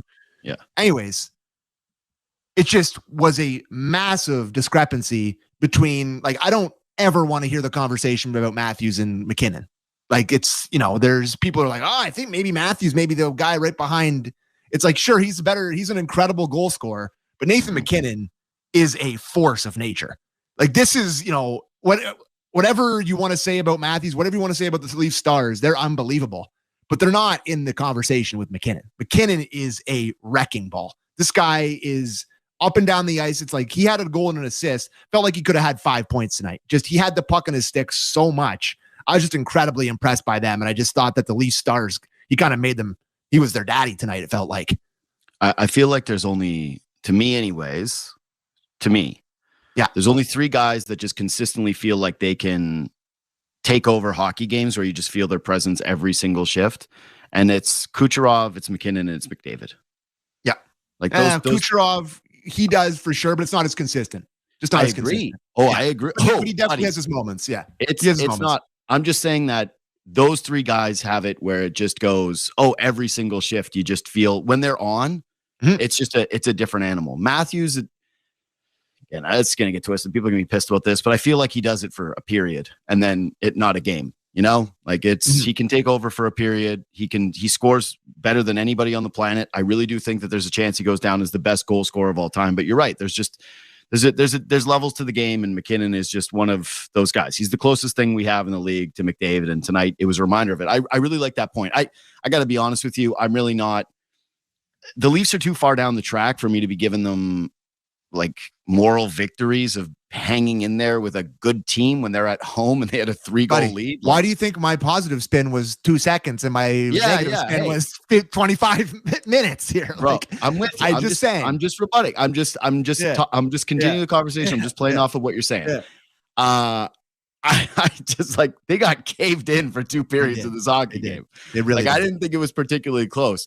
I think you're like the whistle wasn't going the Leafs' way, but I actually thought the Leafs got away with some missed calls too throughout that game. Like that could have gone for the Avs. Thought that the penalty on McCabe was just 2 nights in a row or 2 games in a row where he's just gone full bozo. But before we get to refs, about the Stars. Yeah. Before we get to refs, I said to you before we started that there's something that made me really happy out of this game. Yeah, what is it? And it's that, there's been a lot of talk by American hockey people and American hockey media about how it's like, oh, we're the best. Like, we're coming for you. And it's like, America just doesn't have what McKinnon is. McKinnon is just Canadian hockey supremacy. I love it's true. Spin. Buddy, he is. I know I'm with you. Buddy, like he's hockey. He is Canadian hockey phenom personified. Cares more than everyone. Heart and soul. Run you through a brick wall. Score a goal. Do whatever he wants. Nasty edge to him. Like heart and soul. Like every guy on the team's afraid to go out for a donut because he's gonna cut them. Like he's an unbelievable. He's an animal. All he cares about is hockey. Look at their defenseman, Cale Makar. Cale Makar had the puck on his stick for half the game tonight. He's incredible. Like, don't come at me anymore, USA. Watch McKinnon play hockey. Like that tonight, I was like, as the Leafs are getting filled in, I'm like, at least we still got Canada. We got Canada, well, boys. Like, in theory, someday they say. So they say someday. Yeah. But like Canada, we're fine. Sure. I see y'all like wit and there's like, oh, we're gonna be better than you. It's like, be careful. Okay? Careful. Just like we're still Canada. We're still Canada. So I get it. That was my pot. What made me feel that's a nice positive spin. But yeah, to the Star point, I think that's the thing that frustrated me the most about tonight is Sheldon Keefe goes and says, okay, I'm gonna load up with the top boys. Yeah. I'm gonna put the money line together. The big money boys are all gonna play together.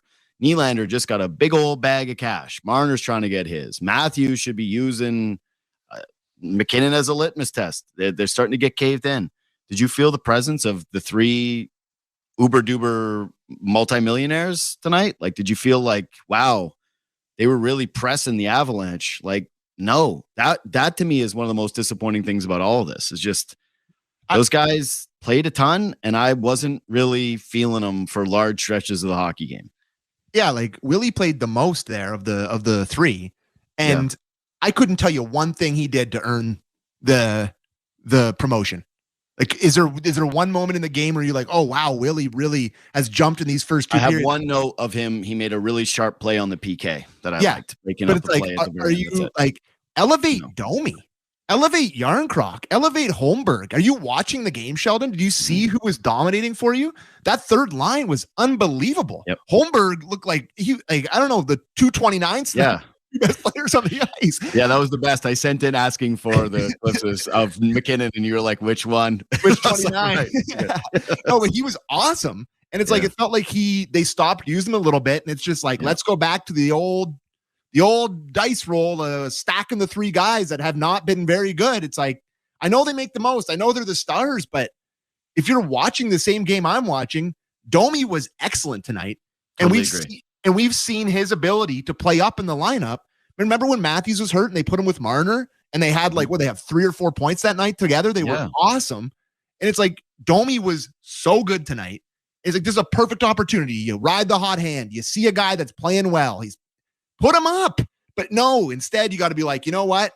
Let's load up the line. That never works. Like, when have those 3 guys got, they feel like the only time they ever score when they're on the ice together is on a power play. They never score together. You know what's even more of a piss off though is like the second line becomes completely nothing, and you go, all right, so all these guys are making 13 and $11 million now with Mitch is trained. The 13 percenters, let's call them, because everybody's getting 13% or more, right? It's 2 cap percentage. Are the 13%. The 13 percenters. How about you split them all up and you let them all drive a line and you try to find some balance in your lineup? Like, what you have when you play the top guys together, and they weren't going. And so if you're going to do the blender thing, I'm totally with you. Try to see something that you haven't seen before. Put Domi up. Put Pontus Holmberg up. He was playing well. He was playing hard the entire game. He was engaged. He was one of the only guys on the ice tonight that I was like, oh, consistently was awesome, start to finish, was Pontus Holmberg. So, no, dude, I think it's a great point. I'm totally with you. And when people get frustrated with Sheldon Keefe, I think this is one of the big issues that I have with him is he's the dice roll guy, the dice move. He does it too much. When he gets backed into a corner, it's the same move every single time. Load it up, load it up, load it up. Domi played 11:53 tonight. It's not enough for how he was playing. It's just not enough. Pontus Holberg played 10 minutes tonight. It's not enough for how he's going. It's like he talked about it in I don't know when it was, but one of his availabilities, how he's trusting his bottom six more. Mm-hmm. It's like the second you get into a tight game where you're getting caved, your top guys are getting caved in, you don't give them a look. Just bad one tonight. To you too, that bad one tonight for Sheldon. Don't you feel like the Leafs were just playing for overtime too? Like the last, no question, the last like 15 minutes of the hockey game, they just went fully into, okay, we're just trying to get this point. We're just trying to hold them off. Don't score on us. We won't score on you. I did not like tonight. I really did not. It's funny too, because my first period notes are just all positive, me glowing, and then the later this game goes, it's just sour in the notepad. I just thought even like the first maybe 3 minutes of the game, I was like, oh boy, the Leafs might get filled in here. Like the way that they look, fast, big, strong, rolling four lines, good decor. Like that Devon Taves, maybe the most underrated guy in the league. Like he is awesome defensively. And really with McCarr, like that's our top pairing for Team Canada. Sorry to go back to Team Canada, but we're fine. You don't have to apologize. Those guys are our top pairing. They're our top pairing. They're studs. They're so good together. It's just, I don't know, man. I think we have to go to the officiating here because it's the number one thing. Everybody's pissed off about it. We're never ref guys. We actually never talk about refs on the show, which people who listen all the time will understand that. And okay, the one that really gets me, and it's not the cross check on Matthews because I think that play happens a lot. I didn't think that was a penalty. I think Manson just caught him in the sweet spot and it hurt. Mm-hmm. Like he extended, the puck was on his stick. He extended, caught him in the sweet spot. It hurt. The slash was it on Lilligren? The slash. Mm-hmm. That one is just got to get called. The puck's on his stick. It's up in the hands. That's been called every time since the lockout came out. And then to go down here and you have McCabe do the stupid thing. Clearly he's hot. He's mad. A little bit of a dive from Rantanen coming up here. Maybe not. Sure, but that come on, pretty man. hard. He's got his head down. It's a stupid play. But in the space-time continuum, that doesn't happen if you just call a clear penalty, a slash on the hands with a guy with a puck in his stick. Their power play's been wretched anyway. I understand it, but like there was a few things in the third period there where I think Leaf fans have a legitimate gripe with the refs, but ultimately this game doesn't come down to the officiating. I just think we had to address it. Like I'm not going to sit here and be like, the reason the Leafs lost that game is officiating. You have to be stupid to think that. The reason they lost it is because their stars shrunk against the other team's stars. But it's just there's some missed ones. So there you go. There's your chunk of meat, Leaf fans. That's all I got for you. Hey, buddy, I think you're cooking tonight. All right? I think you're cooking. So I was going to keep feeding you. Like, I just keep giving you the ball. Just keep giving you the ball. You're cooking. I agree. I don't think that it was the best officiating. I thought that was obviously a missed call. Yeah. That you're right. That one you usually see get called. McCabe can't do that. What are you doing? I'm just saying. I'm sorry. What did I say last game? What did I say last game about McCabe? This is what he is. He's the guy on your team that gives you the physical presence, which you do like. He's a guy on your team that will jump up in the rush and sometimes makes a good play, which is nice. He's an aggressive player that brings... Listen, dude, the Leafs are a pretty passive-ass team. I think we can say that pretty conclusively at this point. Like, not a lot of guys that have the thump of McCabe. So you need what he has. But boy, does he ever again, we always say it, makes brain-dead plays because he's got that horniness to make the big hit and to make the big play. And I said it last time, I'm just repeating myself, but you just got to live with it for him because you need his element on the team. Joe, how long of a clip do we have of the game winner from McKinnon? Because it's just a terrible shift from McCabe. And I hate to go back down the road, but there's a point in that play where it's Riley and Lilligren. I think Riley and Lilligren were together, or Riley and Brody were together. Anyways, they have the puck in the zone with Willie, Matthews, and Nylander. And they've had a lot of possession for the whole shift here, and they're really doing well. Anyways, it doesn't show it here. But they go off. You see Benoit come on, and Benoit's over in his spot, left side, just standing there. And they got the puck down below the goal line. And McCabe, they have possession. Their three best players on the team have possession in the offensive zone. And McCabe comes flying down to the hash marks like stick on the ice. And he's just... Like, I know you're an aggressive guy, but you got to pick your spots. You're in a 1-1 game, a 3-3 game, a tie game with one of the best teams in the league. The puck goes out towards, he's not there. He's twisted up. He's chasing McKinnon. McKinnon comes back, puts the stop signs on him. He's all horned up. He goes flying into the corner and he shoots it in the net. It's just, he gets so aggro and like you like it, but I know you got to live with some of this, but I'm not living with this one. It's a tie game against a team. Like you're looking for a point here. He's cost them a minimum, you could say, in the last 2 games of, I would say 2 points. It's just, it wasn't pretty tonight again for him. And I know there was a lot of guys that it wasn't pretty for, but that one in particular really bugged me. It's a winning goal.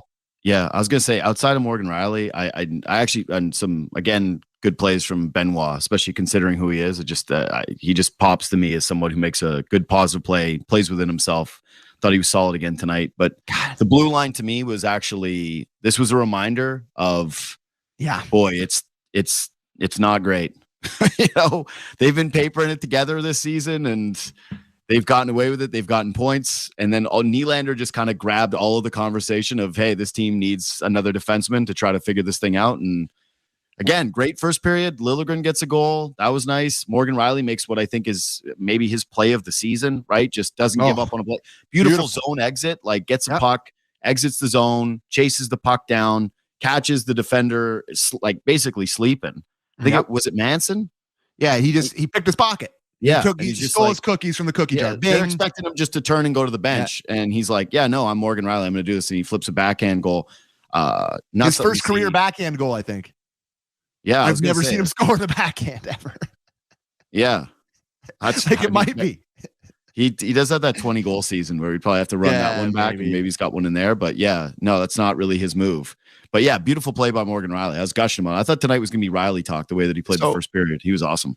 Everybody else, there's something to be said though about what you're talking about with the decor and them patching it together.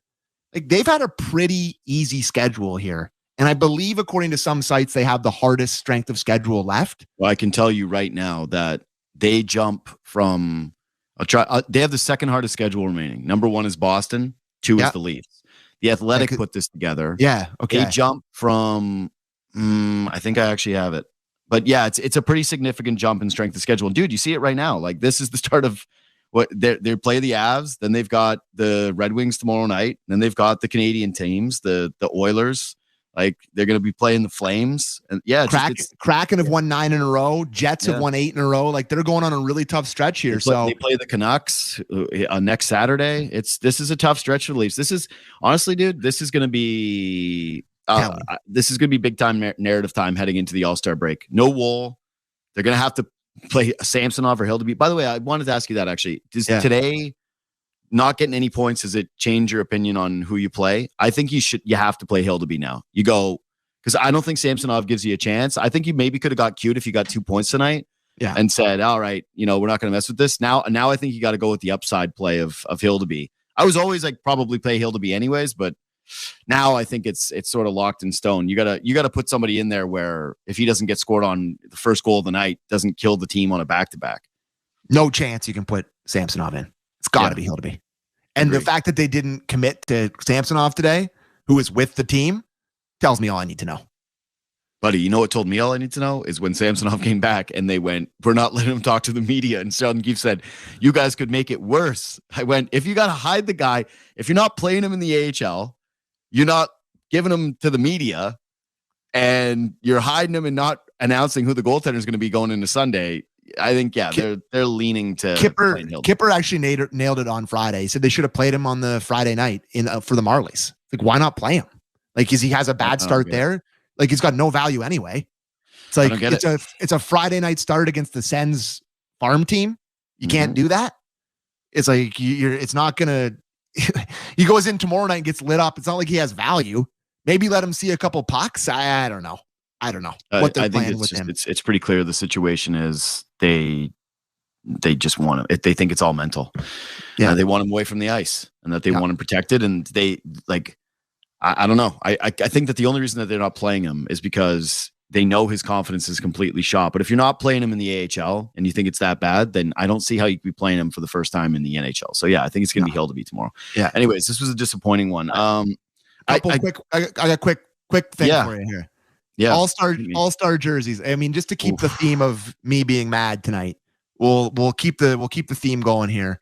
Listen, bro, can I jump in on this first, just quickly, just to say, you and I are both Bieber guys. We're Bieber guys. Diehard Bieber guy. We have always been Bieber guys. Like, we've been Bieber guys going back to the cut, the original Bieber flow. Like, we didn't jump on the Bieber wagon late. We were there in the dark times when everyone would mock us and we would say, hey, the kid's got talent. We would send around that. Good Stratford boy. Don't you say those things about him. That's always been us. Okay, sending people his cover of Fast Car and saying, banger. You can't do, you got to be elite to cover that song that way. I'd love the Biebs. I've said it for a while that the Leafs have done way too much with Bieber now. Like they jumped the shark. I think you disagreed with me on the last one. You said it's for the kids, and I try to get reminded about that. And maybe this is what the kids like. The kids want these Bieber. I think they've jumped the shark with Bieber. It's gotten into the Drake zone where it's gone. Like the Raptors took it too far with Drake. The Leafs have now taken it too far with Bieber, and they don't know how the hell to get off the ride. I like you laid out. Love the Biebs and love the Biebs. Diehard Biebs guy, but big time believers. Got to say, this is above the Biebs. This is the NHL All-Star Game in the Mecca of hockey. Like it matters the most here, and I don't like any of them. I just can't decide which one of them is the ugliest one. Is the only thing. Drew House is gonna make the NHL All-Star jerseys. Like you have a chance here, and I usually don't care about this stuff at all because I don't have to be immersed in it. I don't care about it. It's the NHL All-Star Game, but having it in Toronto does matter. It's the biggest market. That matters the most. I'm sorry if you're not a Leaf fan listening to this, but it's just the truth. Matters the most. It's the Leaf fans, by far. And it's like, this can't be the jersey. What? I don't. It's just so bad, man. And like I tried, like, me, Mr. Zag on jerseys sometimes. I know. Yeah, I couldn't. Jersey Zag I couldn't zag. I just couldn't zag and be like, this is nice. I asked Joe to do a little homework for me, and they like, since it's the classic in Toronto, can we just get a variation of this? Like, why not that? But every single other jersey, we've done a throwback for every team. Every team's done a jersey. We're having it in Toronto. It's the biggest market. It matters the most. All the stars coming here. There's $1 million on the line in the skills competition. It seems like there's a little bit more buzz than usual. And make it a throwback. Look at those. Look at those jerseys, man. Oh my God. Oh, look at that bucket on old Denise Savard there. That bucket is horrendous. For those of you that are listening and not watching on YouTube. Sorry. The beautiful orange ones with the big NHL logo in the middle. Yes. They're so nice. So just do something like that. Don't try and reinvent the wheel. The Biebs can be present. The Biebs can be doing concerts. The Biebs can be around. I want to see shots of the Biebs like Taylor Swift at Arrowhead freezing her, off. I want everyone there. But I don't need him to design the jersey. I think it's too much. I think it's way too much. It's a bad look. I'm sorry. It makes the Leafs look candy ass. It does. It's a bad look. This is the thing, and this is just part of the NHL too. And I think it happens to other professional sports, but not like hockey, where they get something, someone likes them a little bit, or there's like a little bit of cool, like John Hamm, right? John Hamm likes the St. Louis Blues, and then they're like John Hamm everywhere. 100%. And it's just they beat it into the ground because there's not 1 million celebrities that love the NHL, or there's not a super cool factor with the NHL. And so whenever they get a little more so, they can't just be cool. They can't just be chill about it. No, they can't just have their little bite. So right about they can't just have their little you're bite. Cooking. They gotta eat the whole cake, and then everybody's got a tummy ache. Look at that. Go like, oh, why did we eat the whole cake? Why did we eat the whole Bieber cake? Like, if you're turning the number 1 and 2 Bieber guys against Bieber stuff, you've gone too far. You've gone too far. So I'm with you. There could have been a variation with that logo and those colors, or like, it just didn't have to be that insanely over the top. I know. It just, they took it to the next level. It's embarrassing. The thing is like, I am reminded that we're old now, and that the All-Star Game, this is the old, I hate this take, but it's so true. It's old. Like, it's for the kids. Why are you mad? It's for the kids. It's not for you guys. You're old. You got 1 foot in the ground. You're dirt. So how soon until the kids love it? How soon until Ailish Forfar is rocking one of those jerseys? Monday. She's on the horn right now. Yeah, it's there. It's there. Yeah, it's. Show said that someone said Sam McKee admits he's a Bieber fan. I cannot take anything he says serious ever again. Get a life. Yeah. Come on. The Fair. Bees, he's an international superstar from our neck of the woods. The guy lives in Kitchener, Ontario. He goes to the Leafs games. What's not to love, man? He cares. He cares. Again, listen, all I got to say to the Bieber haters is put into YouTube Justin Bieber Fast Car. Yeah. And say that's bad. Watch him sing Fast Car and tell me that he stinks and that you know what? This that never gets the extra side tangent. We're going way too long. There's a football game. Yeah. But the people who still hate Bieber, it's just you're insecure. Okay. Yeah. I'm sorry, but you're insecure. People that hate Nickelback. You say you're doing this because you're like, I hate him. I hate his music. Because you feel like someone will make fun of you if you say you like it, and so you're out there going, he sucks, he stinks, he's brutal. No, man, he's good. The Beavs is good. All right, I tell you, man, take it from me, who I was Mr. I hate country music my whole life. I pretended to hate country music for 25, 30 years. Not 25, 35 and a half years. I pretended to hate country music. Yeah. And this last summer, I just had an epiphany. I'm like, I love this. I've always loved this. And I thought I was Mr. Cool Guy saying I don't like it. And now I listen to Creed and the Biebs and Nickelback, Luke Combs, like whatever it is. Like, it's okay. Okay. Yeah. So don't have to be hard on Biebs just because you think you're cool. Okay, we can go now. Yeah. You can like cool music. And you can also like pop music. Music. And for sure. And you know what? I feel bad going after Bieber after Mos Def ruined Drake today for everybody. Mos Def changed the way that we'll listen to Drake forever. Anyway, okay, subscribe to the podcast, leave 5 stars, hit the thumbs up, do all those nice things. Twitter and Instagram at JD Bunkus, at Sammy McKee. I assume you got nothing else, right? I'm all good, brother. All right, sweet. We will see you tomorrow. Tomorrow. I forgot the football. Oh, tomorrow? Yeah, tomorrow. Rings. Yeah, not right. It's not right. But we'll see you then. Thanks for listening. Thanks for watching. So when you gotta move, all moving day, think 2-minute truck.ca, cause all of us movers are not the same. So that's our company name, 2-minute-truck.ca. We're lots of men with lots of trucks, so give us a call today. Unhibernate, verb. To laugh in the face of snow because you drive a Subaru. As in, when I unhibernate, I have the roads all to myself because my Subaru has symmetrical full-time all-wheel drive and others don't. Or, the award-winning safety in my Subaru means I can unhibernate all winter while my neighbors stare longingly from their bedroom windows. Or my favorite usage, I am going to unhibernate this winter by visiting my local Subaru dealer today. Welcome to Uncommon Winter Confidence. Move up to Heathwood. Hi, I'm Hugh Herron. Experience true luxury at Williamsburg Green in Kitchener. Heathwood's all-brick single-family homes come with a long list of features you've always dreamed of. Gourmet kitchens, freestanding tubs, and even fully finished lower levels. Dare to compare and you'll see why it's time to move up to Heathwood. Learn more at heathwood.com. You've been listening to NHL Play-by-Play on SiriusXM. Head over to SiriusXM NHL Network Radio, SiriusXM 91, for the best hockey talk. Eastern, and please remember, all games, times, and channels are subject to change. Check SiriusXM.com for the latest updates. In the NHL, 1 p.m., Washington Capitals take on the New York Rangers. Capitals on Sirius and XM channels 91 Internet 950, Rangers on Internet 939. 4 p.m., Buffalo Sabres take on the Vancouver Canucks. Sabres on Sirius and XM channels 91 Internet 923, Canucks on Internet 948. 4 p.m., Ottawa Senators take on the San Jose Sharks. Senators on XM 219 Internet 940, Sharks on Internet 943. 6 p.m., Florida Panthers take on the New Jersey Devils. Panthers on XM 220 Internet 932, Devils on Internet 937. 7 p.m., Winnipeg Jets take on the Philadelphia Flyers. Jets on XM 207 Internet 951, Flyers on Internet 941. 7 p.m., Montreal Canadiens take on the Edmonton Oilers. Canadiens on Sirius and XM channels 167 Internet 935, Oilers on Internet 931. 7 p.m., Columbus Blue Jackets take on the Seattle Kraken. Blue Jackets on XM 221 Internet 928, Kraken on Internet 944.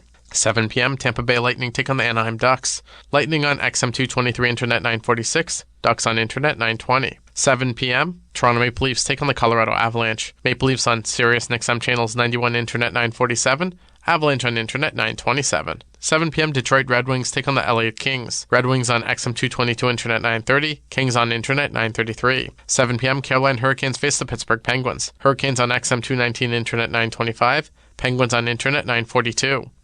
8 p.m. Nashville Predators take on the New York Islanders. Predators on XM 204 Internet 936. Islanders on Internet 938. 8 p.m. Chicago Blackhawks face the Dallas Stars. Blackhawks on XM 206 Internet 926. Stars on Internet 929. 8 p.m. St. Louis Blues face the Boston Bruins. Blues on XM 203 Internet 945. Bruins on Internet 922. Get the latest news, opinion, and analysis from MMA to boxing and the professional wrestling world 24/7. SiriusXM Fight Nation, SiriusXM 156, and the SXM app. Always a great topic of debate, and with Minnesota Wild goaltender Marc-Andre Fleury about to move into second place alone on the all-time NHL goaltender wins list, regular NHL Network Radio contributors Elliot Friedman and Jeff Merrick are on their 32 Thoughts podcast on sportsnet.ca, sharing some thoughts on unbreakable records for NHL goaltenders and why, particularly in the current era, those records are even more untouchable than in previous times. One thing I was looking at in the NHL history is goalies playing 1,000 games. And maybe we shouldn't be surprised about this because we've gone from an era where, the Brodeurs played 65 to 70 games a year. And now look where we're going. You look at the list, I don't know if we're going to see another goalie do this. Jonathan Quick needs 233 more games for 1,000. Now, Jonathan Quick takes things very personally. I'm sorry, but I don't think he's going to get there. Ducking, because I love Quick, but he's got a big chip on his shoulder. Yeah, when he hears this, he's going to be coming at me. Sergei Bobrovsky needs 328 games. What is that now? That's 7 seasons, maybe. The one guy who jumped into my head was Vasilevsky. Vasilevsky is at 443, and he's going to be, and he's going to be 30 this year. He's an interesting one. Connor Hellebuck is at 473. And he just turned 30. But those guys, we're talking 500 plus games for them as they get older. But other than that, Jeff, the 1,000 game goalie, we're not going to see one for a long time. If ever. I say this remembering that when I was a kid, 103 career shutouts, which was held by Terry Sawchuk, seemed unattainable. Yeah. That has been blasted. But the one thing that I am very confident in saying I can't see this record broken, and it speaks to what you're talking about with the 1,000 games. Is Glenn Hall? For netminders. No, is the all-time wins by a goaltender, Martin Brodeur. Is anyone going to touch 691? Look, I think the most unbreakable record in sports is Glenn Hall, 502 consecutive starts in a row. That is the most ironclad record, not only in hockey, but in sports. Mm-hmm. So don't bring me wins. Wins are immaterial. I'm talking about start. Yes, that one no one is going to touch. Park that. But it was a much, and actually it's even longer if you factor in his AHL streak as well. But yes, to your point, that NHL streak is not going to get touched. But no, who's touching 691 wins? Nah, I'm with you. Mad Dog Sports Radio has the best sports talk in the business, covering sports with a passion and knowledge you need. Mad Dog Sports Radio, SiriusXM 86, and the SXM app. I'm Frank Trachtenberg with your SiriusXM NHL schedule for Saturday, January the 13th. All times are Eastern, and please remember, all games, times, and channels are subject to change. Check SiriusXM.com for the latest updates. In the NHL, 1 p.m., Washington Capitals take on the New York Rangers. Capitals on Sirius and XM channels 91 Internet 950, Rangers on Internet 939. 4 p.m., Buffalo Sabres take on the Vancouver Canucks. Sabres on Sirius and XM channels 91 Internet 923, Canucks on Internet 948. 4 p.m., Ottawa Senators take on the San Jose Sharks. Senators on XM 219 Internet 940, Sharks on Internet 943. 6 p.m., Florida Panthers take on the New Jersey Devils. Panthers on XM 220 Internet 932, Devils on Internet 937. 7 p.m., Winnipeg Jets take on the Philadelphia Flyers. Jets on XM 207 Internet 951, Flyers on Internet 941. 7 p.m., Montreal Canadiens take on the Edmonton Oilers. Canadiens on Sirius and XM channels 167 Internet 935, Oilers on Internet 931. 7 p.m., Columbus Blue Jackets take on the Seattle Kraken. Blue Jackets on XM 221 Internet 928, Kraken on Internet 944. 7 p.m., Tampa Bay Lightning take on the Anaheim Ducks. Lightning on XM 223 Internet 946, Ducks on Internet 920. 7 p.m., Toronto Maple Leafs take on the Colorado Avalanche. Maple Leafs on Sirius and XM channels 91 Internet 947, Avalanche on Internet 927. 7 p.m., Detroit Red Wings take on the LA Kings. Red Wings on XM 222 Internet 930, Kings on Internet 933. 7 p.m., Carolina Hurricanes face the Pittsburgh Penguins. Hurricanes on XM 219 Internet 925, Penguins on Internet 942. 8 p.m., Nashville Predators take on the New York Islanders. Predators on XM 204 Internet 936, Islanders on Internet 938. 8 p.m., Chicago Blackhawks face the Dallas Stars. Blackhawks on XM 206 Internet 926, Stars on Internet 929. 8 p.m., St. Louis Blues face the Boston Bruins. Blues on XM 203 Internet 945, Bruins on Internet 922. MLB Network Radio is your home for 24/7 baseball talk, featuring on-site coverage of every major event from spring training through the World Series and expert analysis from former general managers and players. SiriusXM Channel 89. On their Ray and Dregs podcast, NHL insiders Ray Ferraro and Darren Dreger go over the recent trade between the Philadelphia Flyers and the Anaheim Ducks. The Flyers dealt blue-chip forward prospect Cutter Gauthier, who had made it clear he didn't want to play in Philly, to the Ducks in return for talented fourth-year defenseman Jamie Drysdale, who had just returned to the lineup after being out 2 months with a lower body injury. Right. We don't often see players of this stature. Now, we don't know what they're going to be yet as NHL players. Players of this stature traded in a transaction like this. Well, the uniqueness, of course, is that Gauthier didn't want to go to Philadelphia, and there gets to be a point where, you know, Danny Briere and the Flyers and Keith Jones, and they're in a dead end, and they're like, okay, well, they're not even returning calls, which I find rather almost amateurish. If that's indeed the story, then why wouldn't you at least return a call and say, yeah, guess what, I'm not coming? I mean, Briere and Jones flew over to Sweden to try and talk to him and didn't get a chance to talk to him. It's a long way to go for a trip to IKEA, and they get nothing out of it. So now they've got to pivot and they've got to make this deal. And Gauthier is a really highly touted player. He's a significant asset for Anaheim to acquire and for Philly to trade. So that's going to bring back plenty. And, Drysdale's coming off a shoulder surgery. He got hurt early in the year, some kind of lower body deal. But they get a second round pick as well. But the real chip for Philly is Drysdale. And aside from this deal too, the next part of it is they've got a couple of free agent defensemen in Philadelphia in Sean Walker and Nick Seeler. And certainly that would give them runway to move one of those guys if they want to, because you've got Drysdale in now. And pretty interesting though, like a kid just saying, nope, not for me. And that pushes the envelope to a point where they got to do something.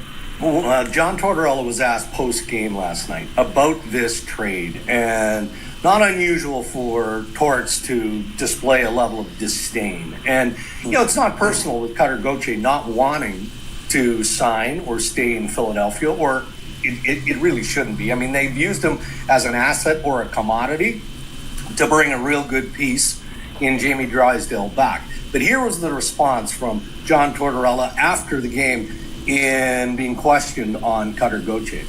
Then we don't want you.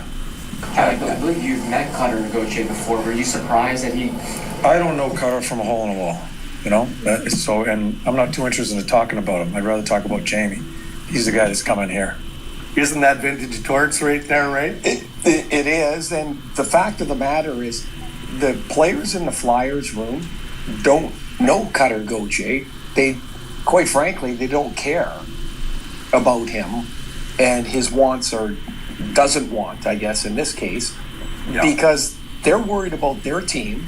They're worried about how soon can Drysdale get here? When can he get in the lineup? On the court and off, your home for the NBA is SiriusXM. Follow all the drama as your favorite team vies for it all. SiriusXM NBA Radio. SiriusXM 86. I'm Frank Trachtenberg with your SiriusXM NHL schedule for Saturday, January the 13th. All times are Eastern, and please remember, all games, times, and channels are subject to change. Check SiriusXM.com for the latest updates. In the NHL, 1 p.m., Washington Capitals take on the New York Rangers. Capitals on Sirius and XM channels 91 Internet 950, Rangers on Internet 939. 4 p.m., Buffalo Sabres take on the Vancouver Canucks. Sabres on Sirius and XM channels 91 Internet 923, Canucks on Internet 948. 4 p.m., Ottawa Senators take on the San Jose Sharks. Senators on XM 219 Internet 940, Sharks on Internet 943. 6 p.m., Florida Panthers take on the New Jersey Devils. Panthers on XM 220 Internet 932, Devils on Internet 937. 7 p.m., Winnipeg Jets take on the Philadelphia Flyers. Jets on XM 207 Internet 951, Flyers on Internet 941. 7 p.m., Montreal Canadiens take on the Edmonton Oilers. Canadiens on Sirius and XM channels 167 Internet 935, Oilers on Internet 931. 7 p.m., Columbus Blue Jackets take on the Seattle Kraken. Blue Jackets on XM 221 Internet 928, Kraken on Internet 944. 7 p.m., Tampa Bay Lightning take on the Anaheim Ducks.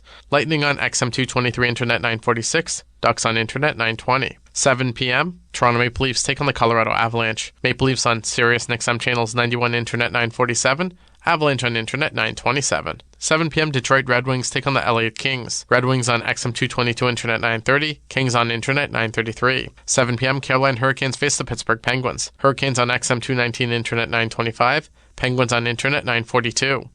8 p.m., Nashville Predators take on the New York